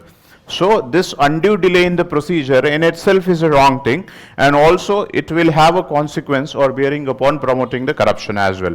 Because if it is taking a lot of time, obviously citizens want the job to be get done in a shorter span of time in order to bypass the procedure. So that's the red tapeism. What else? Yes, what's the problem in bureaucracy? That's it. There are only two problems. Inefficiency, yes. Yes, politicization of bureaucracy. Politicization of bureaucracy, or maybe you can say that political pressure. Political pressure. So, how can you think of resisting this pressure? Yes, this is one of the very important aspect that we have, that there is a lot of political pressure that we see, and therefore he cannot able to function independently, autonomy. So how do you resist this pressure? Do you require to resist the pressure, or should we work with the politician or the political class? What is the relationship between the political class and the bureaucracy in India? Yes, what's the relationship?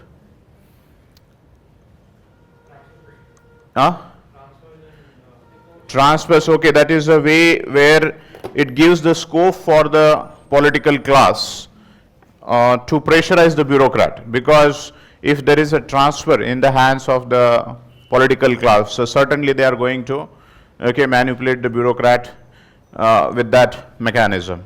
What else? What is the relationship? Accountability of whom and with respect to what?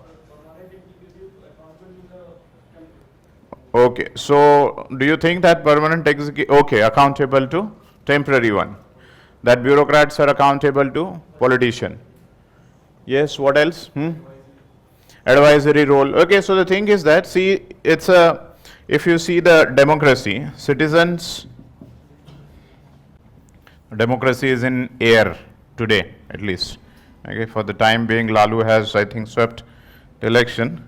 So, हो गया नहीं हो गया अभी? So, political representatives in democracy. So, this is where we see election 5-yearly. And then there is a bureaucracy. So, bureaucracy, as we call as a steel frame, okay, steel frame or the permanent sort of executive. They are also an executive. They are the permanent executive. They are the implementer organs of the government. Now, what we are trying to see is what is the relationship between them, that whether this organ is a political or not. This is not a political organ, this is a apolitical. And to maintain that apolitical nature, there is a principle called as objectivity and neutrality. Okay, there is a principle of objectivity or political neutrality. Political neutrality means bureaucrat is politically neutral. So, but then because of political pressure that we see, the bureaucrats are working in favor of the political class of the day. Are you understanding? So, these are the problems which are there in the bureaucracy. So, how and in which manner the bureaucrat should observe this principle? There are certain principles. These principles are called as foundational values of civil services. There are certain foundational values that we have to see, and that's a part of the syllabus more or less. So, this is just a very big overview that what is there in the paper. The paper is all about that. So, paper can be divided. Now, the part of the syllabus I am going to discuss, that is, the syllabus can be broadly divided into 3 parts. Okay, we are not going to discuss line by line, but broadly it is a theory part, is the application part, and third is, yes, case study part. This is a theoretical portion. So, this theory part is your knowledge of ethics. This is about the knowledge of ethics, or this is the core part of the subject, core of ethics. Now, what one has to study in this core part of ethics is what are the ethical principles, because if you are taking the answers or writing the answers right now, it's quite a reflection of your personal prejudices. Okay, because what we have, because of our upbringing, socialization, school, family, peer group, etc., etc. So, there is certain sort of a value system that has been generated for us, and this value system is getting reflected in our thought process and certainly in the action also. So, you might feel that your answer is correct. Say for example, if we talk about the beef ban, okay, so now one of the most heated topic for the India, okay, and if I ask, okay, each one of you, what is your position? So, most of the times, before knowing this part, this theory part, we might reflect our value system, the individual value system, which is certainly a part of your morality also, because this is how the values has been inculcated, depending upon which side of the religion also, which sort of region to which you belongs to, so on and so forth. There are different considerations. So, depending upon that, you have a different consideration. But then, when you are writing the answer for the UPSC, generally the answer should be a balanced one. ये बहुत सुना होगा आपने. Answer should be a balanced one. Now, the answer should be a balanced one. This is particularly important in case of ethics paper, because there are different perspectives, there are different viewpoints, there are different opinions, and you should also take into account, if you are taking a decision, how this decision is going to affect the rest of the public. This is particularly important in India for a bureaucrat, because India is a heterogeneous society, and in case of a heterogeneous society, we have different religion, different caste, and therefore your answers, if it is a parochial one, if it is a narrowly based, it might benefit a certain section of the society, but certainly it is going to be at the cost of the other society or others' perspective. Are you understanding? So this part, this core part will going to help you in brainstorming the different dimensions of ethics. Are you understanding? So this, so what is the broadly in this part? Say I am writing the syllabus. That is, the syllabus has say around 8 to 9 subtopics. Okay, 7 to 8 subtopics, and in 7 to 8 subtopics, there are first 5 parts which are the part of theory. Okay, so the first part is about introduction to ethics, here which you are going to see what is ethics, morality, values, what are the differences, if at all any differences between morality and ethics, and how it is different from the values. Then we have the issues like what determines the ethics, that is called as determinants of ethics. Then there are different dimensions within the ethics. So this first part of the syllabus is going to give you the understanding about the different terminology, different determinants and different dimensions. Then you have a topic called as attitude, which is a very important topic. What do you understand by attitude? Yes? What's the attitude? What's the attitude and how it is important? The way we approach the things. Yes? How we react to the situation. Yes. So this is a sort of, I'm not going to the detail, this is outlook. Okay, what is your outlook, favorable outlook, disfavorable outlook, and that sort of a thing. So one topic, this is a part of a psychology. If you see the pure studying the subject, this is a part of psychology, but this attitude is very important because just now I have said that beef ban, when I see your attitude towards see, if you are coming from one particular area where the religion has a larger role that has been played in your value system, so obviously your attitude is getting reflected while taking the decision. So we have to discuss about what is a liberal attitude, what is a conservative attitude, what is a apolitical attitude, what should be the ethical attitude. So these are the things that we have to discuss here. Then you have something like aptitude and foundational values. Okay. Aptitude, and in fact this is a very important part of the syllabus, that is foundational values of civil services. Foundational, this is the most important part, I would say, because this part will help you what are the values that are required by the bureaucrat. Now here in this part, these values are there within you, but it is quite possible that your values may not be in consonance with what are the values that are required by the bureaucrat. So here this topic will let you know that as a bureaucrat, what sort of values that you should possess. Can you tell me some of the values? Yes. What are the values that must be? Integrity, yes, honesty and integrity, that is perhaps the most important value for the bureaucrat. What else? Neutrality, political neutrality that we have discussed, that even if political pressure is there, you are not supposed to work in the interest of the political class of the day, but it should be a politically neutral decision. It means that the decision should be based purely on the basis of merit criteria, not on the basis of political affiliation. What else? Yes. Anonymity, yes. Commitment towards the work, commitment towards the welfareistic approach. What else? What you have said? Yes, objectivity in decision making. That's a part of, again, what I have discussed, that decision should be based upon the merit or the objective criteria, not on the basis of subjectivity. What else? Empathy. This is very important word. Empathy as a value, because see, the thing is that one of the problem here, we have not jotted down that problem. There is a problem with bureaucracy, that is they are apathetic. Do you know this word, apathy? Okay, the bureaucracy is apathetic towards the people or understanding, particularly towards the weaker section of the society. Now this is a very important thing in India, because in India you see that we have the, say, 1/3 or 1/4 of the population which is suffering from poverty, illiteracy, malnutrition, weaker section of the society. So in case of a weaker section of the society, you need to display the empathy. Okay, problem of the bureaucracy, because bureaucracy has originated during the time of British era, and during the time of British era, see, this is where we see the people, democracy or the political representatives and the bureaucracy. But here, before the independence, there was a British rule.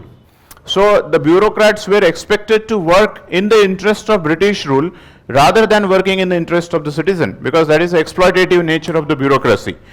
Now what has happened is, this hangover still persisted in the bureaucracy, that elitism which was there during the time of the British rule, that hangover still persists, and therefore what we see is bureaucracy is still apathetic. That's why they are called as babus.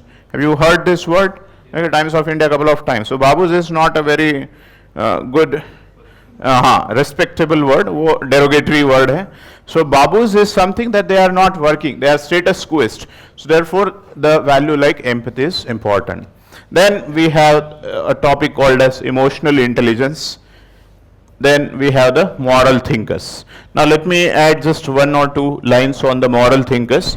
Now this is where we feel that the topic is related with the philosophy.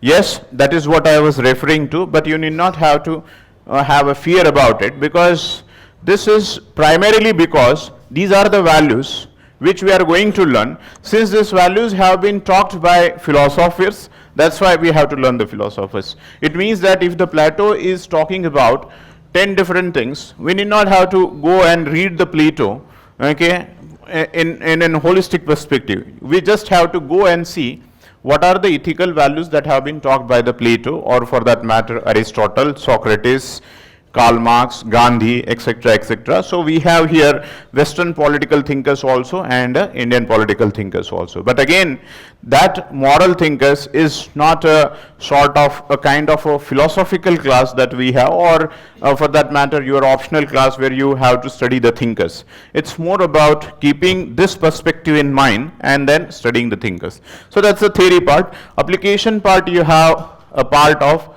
what it is known as probity in governance. Okay, so application part is the sixth one, that is a probity in governance. What is a probity word means? What is a probity? It is uprightness, literal meaning is uprightness, but it is ethics in governance. To put it in a simplest way, values, moral values in governance. It means that in the first part you are going to get the knowledge of ethics, and here there will be an application of whatever the learned knowledge is there. And then finally the part of case study. So here what are the things? Things like the today's topic of good governance. Okay, today's topic of good governance, in a sense that in contemporary time, what is ethics in governance is getting reflected in the philosophy of good governance. Then we have topics like transparency. What is the tool of transparency in India? RTI, yes. So we have to discuss what is the RTI, what are the provisions, in which manner it is going to maintain the transparency. Then we have topics like accountability. Yes, what is an accountability and how accountability can be maintained? Yes?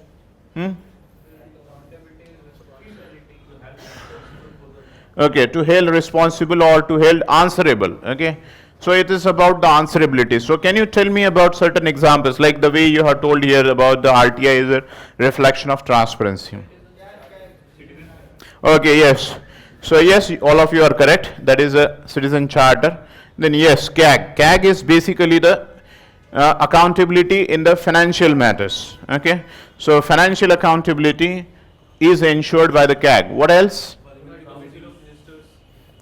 Committee of Parliamentary committees, yes, they also maintain the accountability in a very different manner of accountability of executive class, where they are going to deliberate and discuss different reports, or for that matter the formulation of the legislature also. Yes, what else?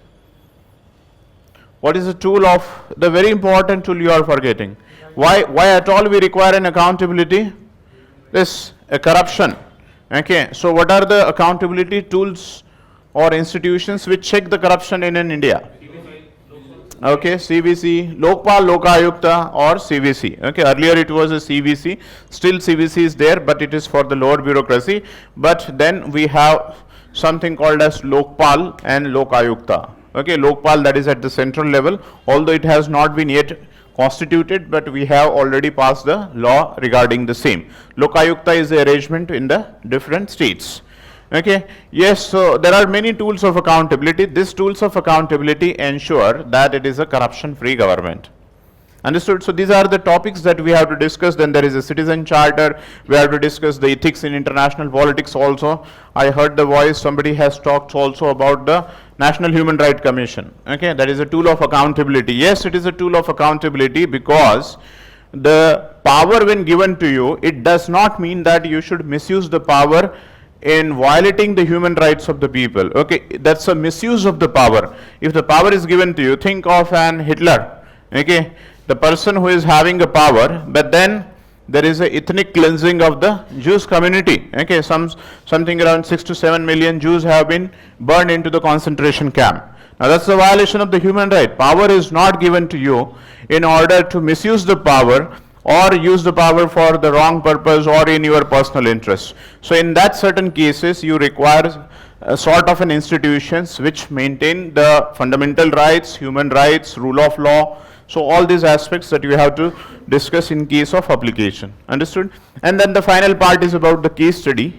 Case study is just another way of asking or checking this knowledge. Okay, whatever the knowledge that you have, there are half of the question. Say for example, going by last 2 years papers, that if there is a 250 marks paper, so 125 generally the questions are asked very straightforward, and 125 they are asked in the format of case studies. So case studies, some sort of a piece of information is given to you.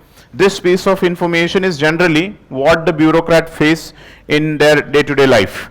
And then there are certain options are given, sometimes options may not be given, and then they will ask you to discuss the different ethical dimensions and go ahead with your answer. Are you understanding this part? This is nothing new, okay? It's only that how the question is being asked. Here the question may be asked very direct question. Here the question is asked in the form of case studies. Okay, some people would advise you that you have to just read it 125 case studies, we can go and venture in the examination hall itself. No, that's not the thing. You can venture obviously, but at the cost of UPSC is also going to venture in order to reward you the marks. Okay, so that's the thing, because if you want to give in justice to this part, certainly justice will not be there if you do not know about the fundamentals. Your answer should be based upon the fundamentals. Second thing is, while writing the answers, you should be able to write the language which you are going to learn here. Okay, and certain sort of information regarding the different institutions. So this language, if it is getting reflected into the answers, then only it will be a foolproof answer, mark fetching answers. Are you understanding? So now let's discuss the final part, that is the what are the sources that are required to be studied. Okay, so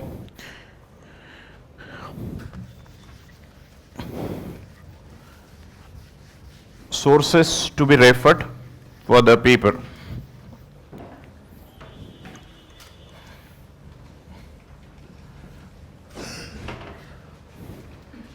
Now this may be a very important part for you, okay, rest of the part might not be. But for you, there is not a very good news here, because I do not have too many sources to tell. Because ethics paper is not about the sources, it's not about the information, it is about the values within you.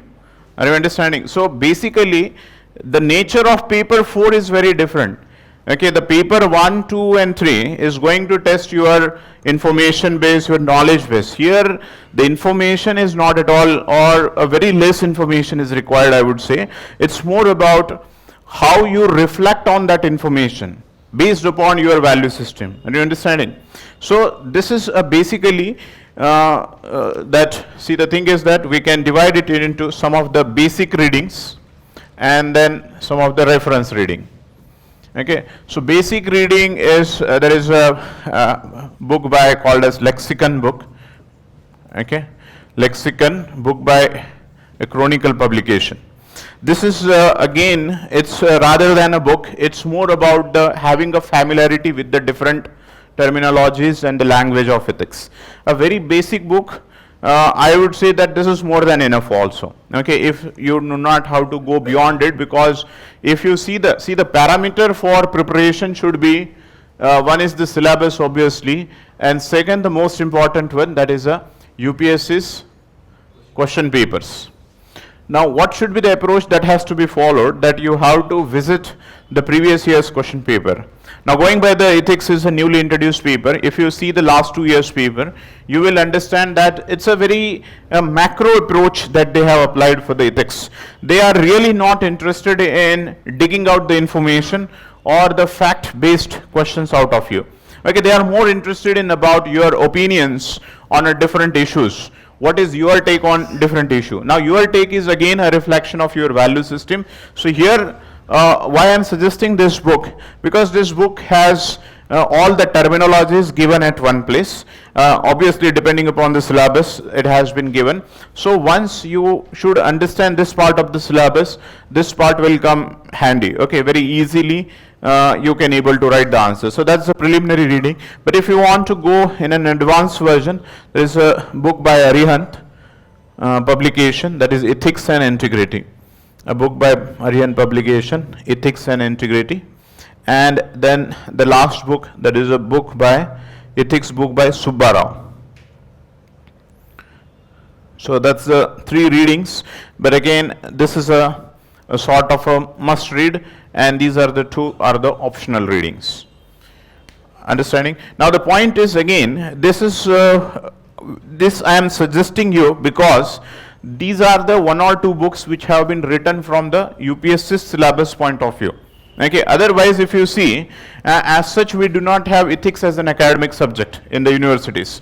So it's really difficult to find syllabus wise at one particular place. But then there is a problem with this book, because this books, particularly this second and third, many of the portion have been copy pasted from the psychological theories, or they have been copy pasted from the what is called as a business ethics, because those who have management, is there anybody from the management? Business ethics करके उनके topics हैं, business ethics or the management ethics. So there is a good content which is available in those books, but then there is a what you can say that the harm also, because if you copy paste from the management ethics, you see what is the philosophy of the private organization and what is the philosophy of public organization. Yes, what is the most important thing for private? Yes, profit making, okay, or the revenue generation. And what is for the public organization? Yes, that is a welfare or the service orientation. Now you can think of, if the understanding is this, that the institutions which is going for the promotion of the profit, the value system is also based accordingly. And if you are taking those models and trying to apply those models into the public, so you can go wrong that way. Okay, so you have to think about this perspective in mind while referring to these books. Understood? Now some of the reference reading is, in fact, I would say that this lexicon has to be, this is a basic reading, but is coming from ARC2. What is ARC2? Administrative Reform Committee 2. So there is a report number 4. Okay, that is, name of the report is Ethics in Governance. Ethics in Governance. In fact, that's the best reading for this part of the syllabus. That is the second part, application part that I told you. That is Ethics in Governance. So this is a ready-made material available. You need not have to go anywhere apart from this reference book. So for the first part, you can refer to the lexicon, and the second part of the syllabus, that is a governance, the report number 4. Okay, so the PDF copy is also available, or you can have the yes, in the physical format also, or the hard copy. But this is the best reading that you have. Okay. Now apart from this, there are, like, you have to go through the newspaper, okay, The Hindu and Indian Express. Then there are current affairs magazines and the online material what is there. Now why this is important? Because see, the thing is that you should able to understand the first part of the syllabus. Once you have understood the first part of the syllabus, then you have to reflect while reading the newspaper, while reading the current affairs answer, current affairs, etc. And then you have to jot down those examples, because while writing the answers, let me give you the very briefly what should be the structure of the answer. Okay, if any question is asked in ethics, is asked, so what should be the structure of the answer? So structure of the answer is, first is you should able to write the concept, okay, concept of ethics, which is coming from the first part of the syllabus. Concept in regard to what is the basic philosophy behind this question. Okay, say for example, question is on environment, you should able to write the environmental ethics.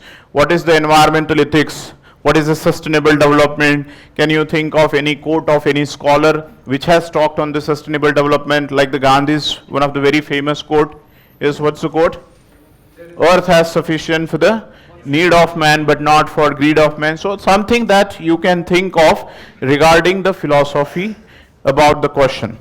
Then the second part obviously is a application part.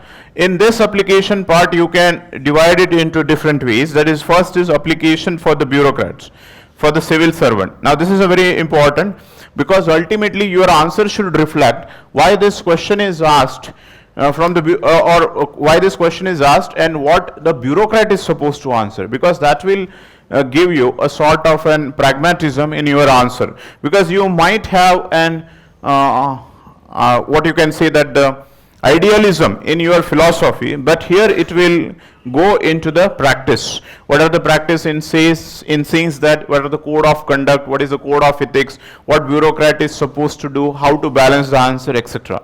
So that's from the bureaucratic point of view you should reflect. Then you can give certain examples. Okay, examples in the form of, see, the thing is that application from the bureaucratic point of view or examples. Now these examples also maybe your day-to-day life, or certainly if something has not happened in your life, maybe somebody else's life. That's why I was referring to here, that is reading of the current affairs. So while reading the current affairs, you should make an list of some of the examples. You can make an consolidated list of some of the quotations. These quotations will help you in writing the answers, because within the examination hall, you may not able to remember or recollect immediately unless and until you have done that process prior to the writing the answers. Okay, so make a list of consolidated quotations, make a list of consolidated some of the examples from your personal life also, an example from your from the philosophers also. The last reference thing which I would say is read one good autobiography. Okay, autobiography रहने दो या फिर biography of an great scholar or the great, whoever the great person is there in your life. So you can read that and try to jot down all the values that you can think that has inspired you in your personal life. Okay, so one or two biographies. I think this is the perhaps the most important material, because in rest of the portions you will be reading very mechanically. Okay, your heart is not there into that. It is more about the mugging and reproducing. But once you read the biography, it's quite possible that you will imbibe those values within you. This imbibed values will help you in writing the case studies. Again, I am not saying that you should read this biography, that biography, because it again a perspective of you. Okay, so it's quite possible कि आपको वो scholar या leader अच्छा ही नहीं लगता है, आप पढ़ रहे हो उसको, so it will be an counterproductive. But again do not read the biographies of Godses and Hitler, नहीं तो फिर ऐसे फिर बहुत ही ज़्यादा काउंटर प्रोडक्टिव हो जाएगा. सो अगर किसी को कुछ नहीं पता है तो माई एक्सपेरिमेंट विथ ट्रुथ ट्रेडमार्क्ड और पेटेंटेड बायोग्राफी है. सो it will help you in knowing what are the values, because in at least 6 to 7 question in the last years and in 2014 and 13 UPSC, they have asked specifically the tail part of the question, that is what is your opinion on the topic. Okay, there was a very interesting, very first question was there, what do you mean by happiness, and what is your opinion, that what do you consider the happiness for you yourself. So this is a question which is a very you can say that a generic question कि happiness क्या है, UPSC ने क्यों पूछा है. Okay, in fact उन्होंने लिखा है कि all human beings aspire for happiness. Do you agree? अब क्या मतलब इसमें भी कुछ डिबेट है क्या? Okay, कि all human beings are not aspire or aspire for the happiness. If you say yes, then they are asking the next, then what do you aspire for? Do you aspire for the apple? Okay, or do you aspire for the socialistic vision? Okay, capitalistic vision है या social vision है. Do you aspire for your self-interest, or do you have the ability to think about others? Do you aspire for your family, or do you aspire for the nation? Okay, do you aspire for going for the SEZ model, or do you aspire for the environmental issues also? Okay, so while writing this is an opportunity for you to let the examiner know that you can think in a 10 different directions. If you are primarily writing, I set my goals and I achieve the goals and I feel happy, I make my parents proud, I make my siblings proud, and so on and so forth. This will reflect the egoism. It means that you cannot think beyond you. Okay, family others नहीं रहती है. Okay, अभी society का class होगा, madam बताएंगे. Family is also a institution of egoism. Universalism नहीं है वो. Family is a egoistic institution where आपको ये लग रहा होगा कि we are working in the interest of my sibling, तो वो आप ब्यूरोक्रेट्स हो जाओगे और सिबलिंग के इंटरेस्ट में काम करोगे, तो it will result into nepotism. Are you understanding? So there is a corrupt influence of, there is a philosopher called as Socrates who has given the radical solution that there should be a communism of family and communism of marriages and communism of property. कि ये corrupt influence ही हटा दो. That's a radical solution. But the point here I am trying to make is you have to think in a larger perspective. I hope the points are clear. So if you have any question or any doubt, so please do ask the question. Otherwise, we have the other session. Yes, any question? Ha. So can you give a brief model of the case study? Like what writes and what? Yes, case study. How to write the case study? Okay. Yes. What else? Any other questions so that I can club the answers? Material for the case study. Okay, fine.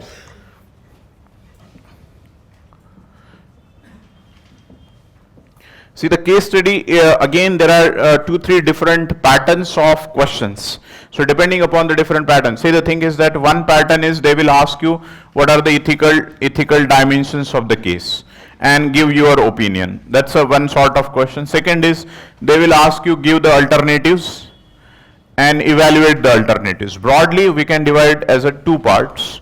Okay, some sort of questions they will ask you what are the ethical dimensions into the case and what is your opinion.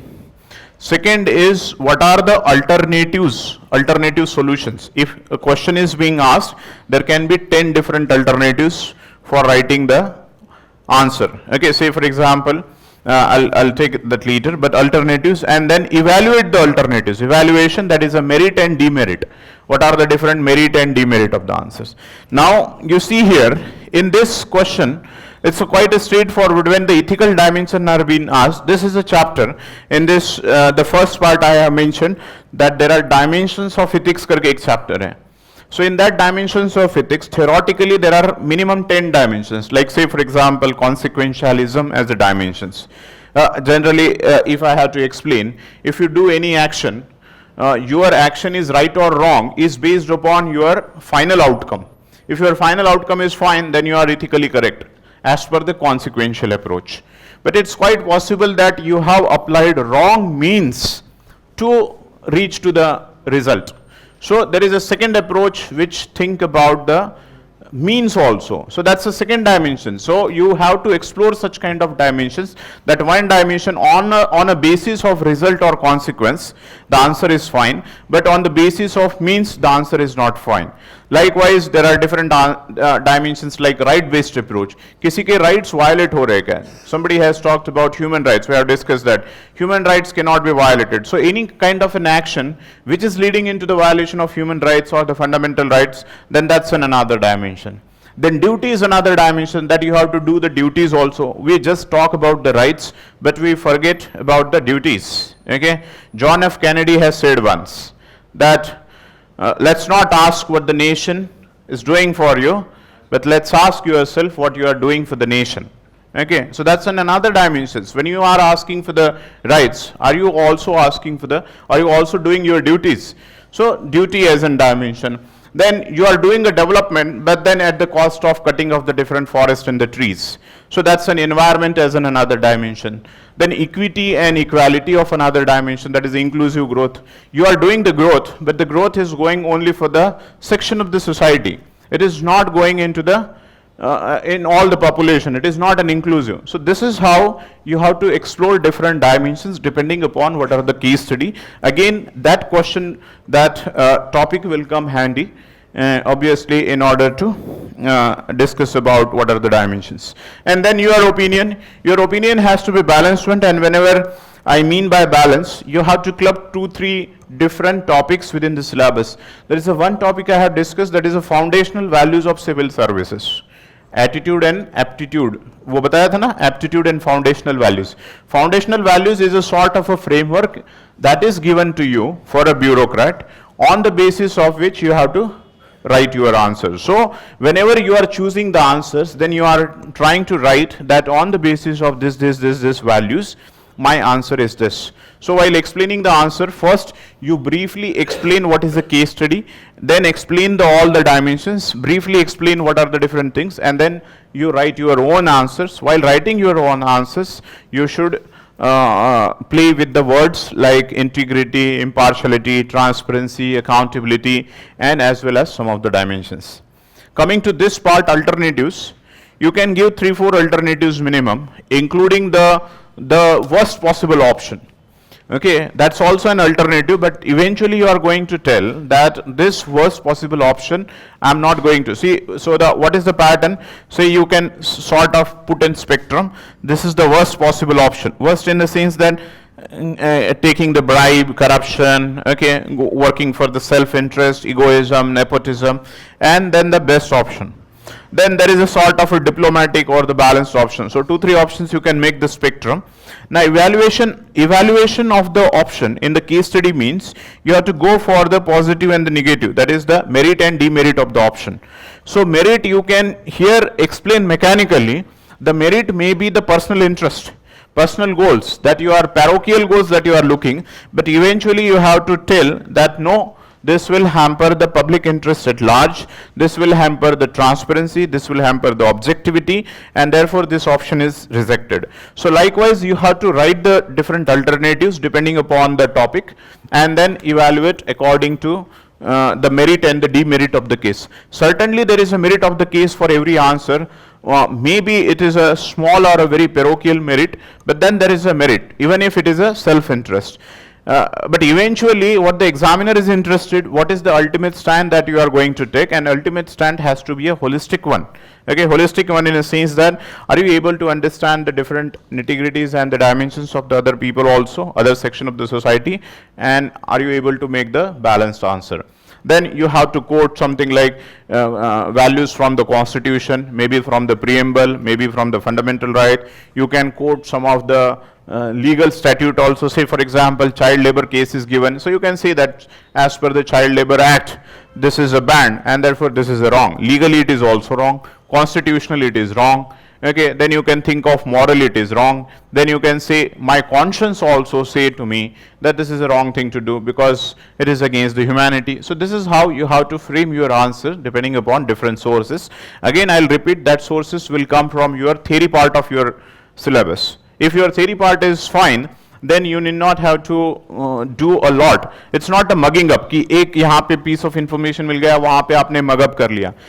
कितना mug up करोगे आप? कितनी सारी information? You cannot mug up. But if you have the perspectives, say you have the 5-10 different perspectives in your mind, then let the any issue come. You just have to apply the perspectives and write the answer, and then you have to make a balanced answer.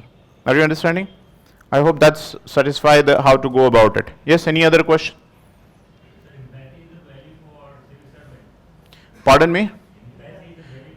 Yes, certainly, why not? Huh. What is an apathy? Why apathy should not be the value? What is an apathy? What do you understand by apathy? Insensitivity, okay, indifference. It means that a weaker section of a person, say for example, a senior lady is coming to your office and you are a bureaucrat. Being an apathetic is being an insensitive to their problems. People from slum area are coming to you, asking for there is no safe drinking water into their place. Apathy calls you that let's not consider it because there are some other priorities. Apathy is being insensitive. Empathy is being sensitive to them. Okay, empathy and compassion. Empathy is putting yourself into the shoes of others and trying to see what the other person is going through. and then the compassion, the action is also being generated.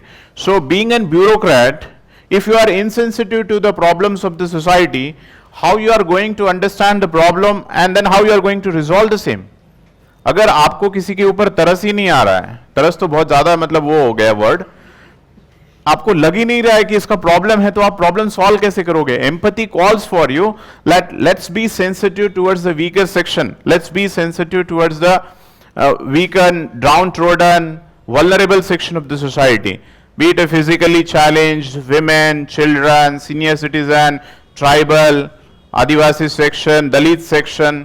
So if you are not sensitive, how you are going to file the FIR? Are you understanding? So that is why the empathy is in fact the core part of the ethical value, because bureaucrats के लिए law है, rules and regulation है, constitution है, code of conduct है, everything is there on the paper. What is not happening is it is not coming from the legal statute to the practice. That's why the empathy is important. Now, There was a recent case of Shakuntala gambling. we can discuss the cases separately. Okay, you can meet.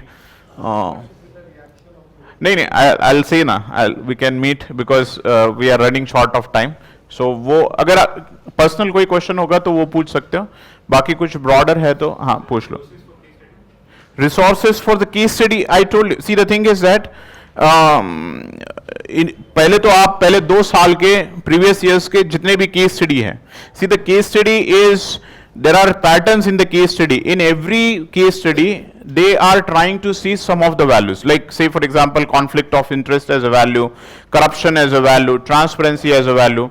So once you do 5 to 10 patterns based upon the last year's paper, you will understand that you need not have to do lot many case studies, because there are patterns. Once you understand 5-10 patterns, वही रहता है कि मतलब CSAT वाला राम शाम गीता वीता फिर नाम change कर दो और वो वैल्यू चेंज कर दो. That's not going to make a difference. The difference is you should understand the patterns of the case study. So पहले previous years के question paper करो. You are if you are joining, it's well and good, because in the class there will be at least 4 to 5 sessions of case study where you will be getting something around 25 to 50 case studies. If you are not joining the class, then I can suggest you can take the material. That's what I can suggest. But then what I can say is, do not get driven by the market forces case study. For a simple reason is, they are framing the case studies which are not of the level of the UPSC. So if you want to filter that from the market, previous years के 2 साल के case studies रखो and then cross match with it. That the UPSC is going to ask such kind of the case studies or not. Are you understanding? And then you yourself should able to frame the case studies while reading. Say for example, transgender के ऊपर कुछ article आया है, okay, LGBTs के ऊपर कुछ article आया है, then you should brainstorm your thing. That's the best approach for the case study. इसीलिए मैंने बताया current affairs and these things will help you in getting through the case studies. Case studies, get it out of from mind. This is not a separate section. This is just the testing the same section in a different manner. So is there a place where you can get a model case study so that you can know that this is how we follow? Yes, I told you 25 to 30 case studies are there in the material, so you can take that. Okay, this books also have the case studies. Okay, some of the case studies would be there in the books also. At the end of each section, they have given some 3-4 case studies for each topic. Yes, there are case studies for that also. Yes, anything else? If you are coming for the classes, obviously these questions are not that important, I would say, because the class is of 25 session, 21 to 25 session. So out of which 5 to 10 sessions will be certainly for the case studies. And maybe you need not have to buy the lexicon also. So because the class will be an extensive one, it will be more about because that's the fundamental source will be the class notes. Okay, so you need not have to go beyond that. That's what I can suggest you. Okay. So thank you so much. We are running short of time. So there is a society class also following it. Okay. If you have any other questions, so you can certainly meet me. Right? Okay. Thank you so much.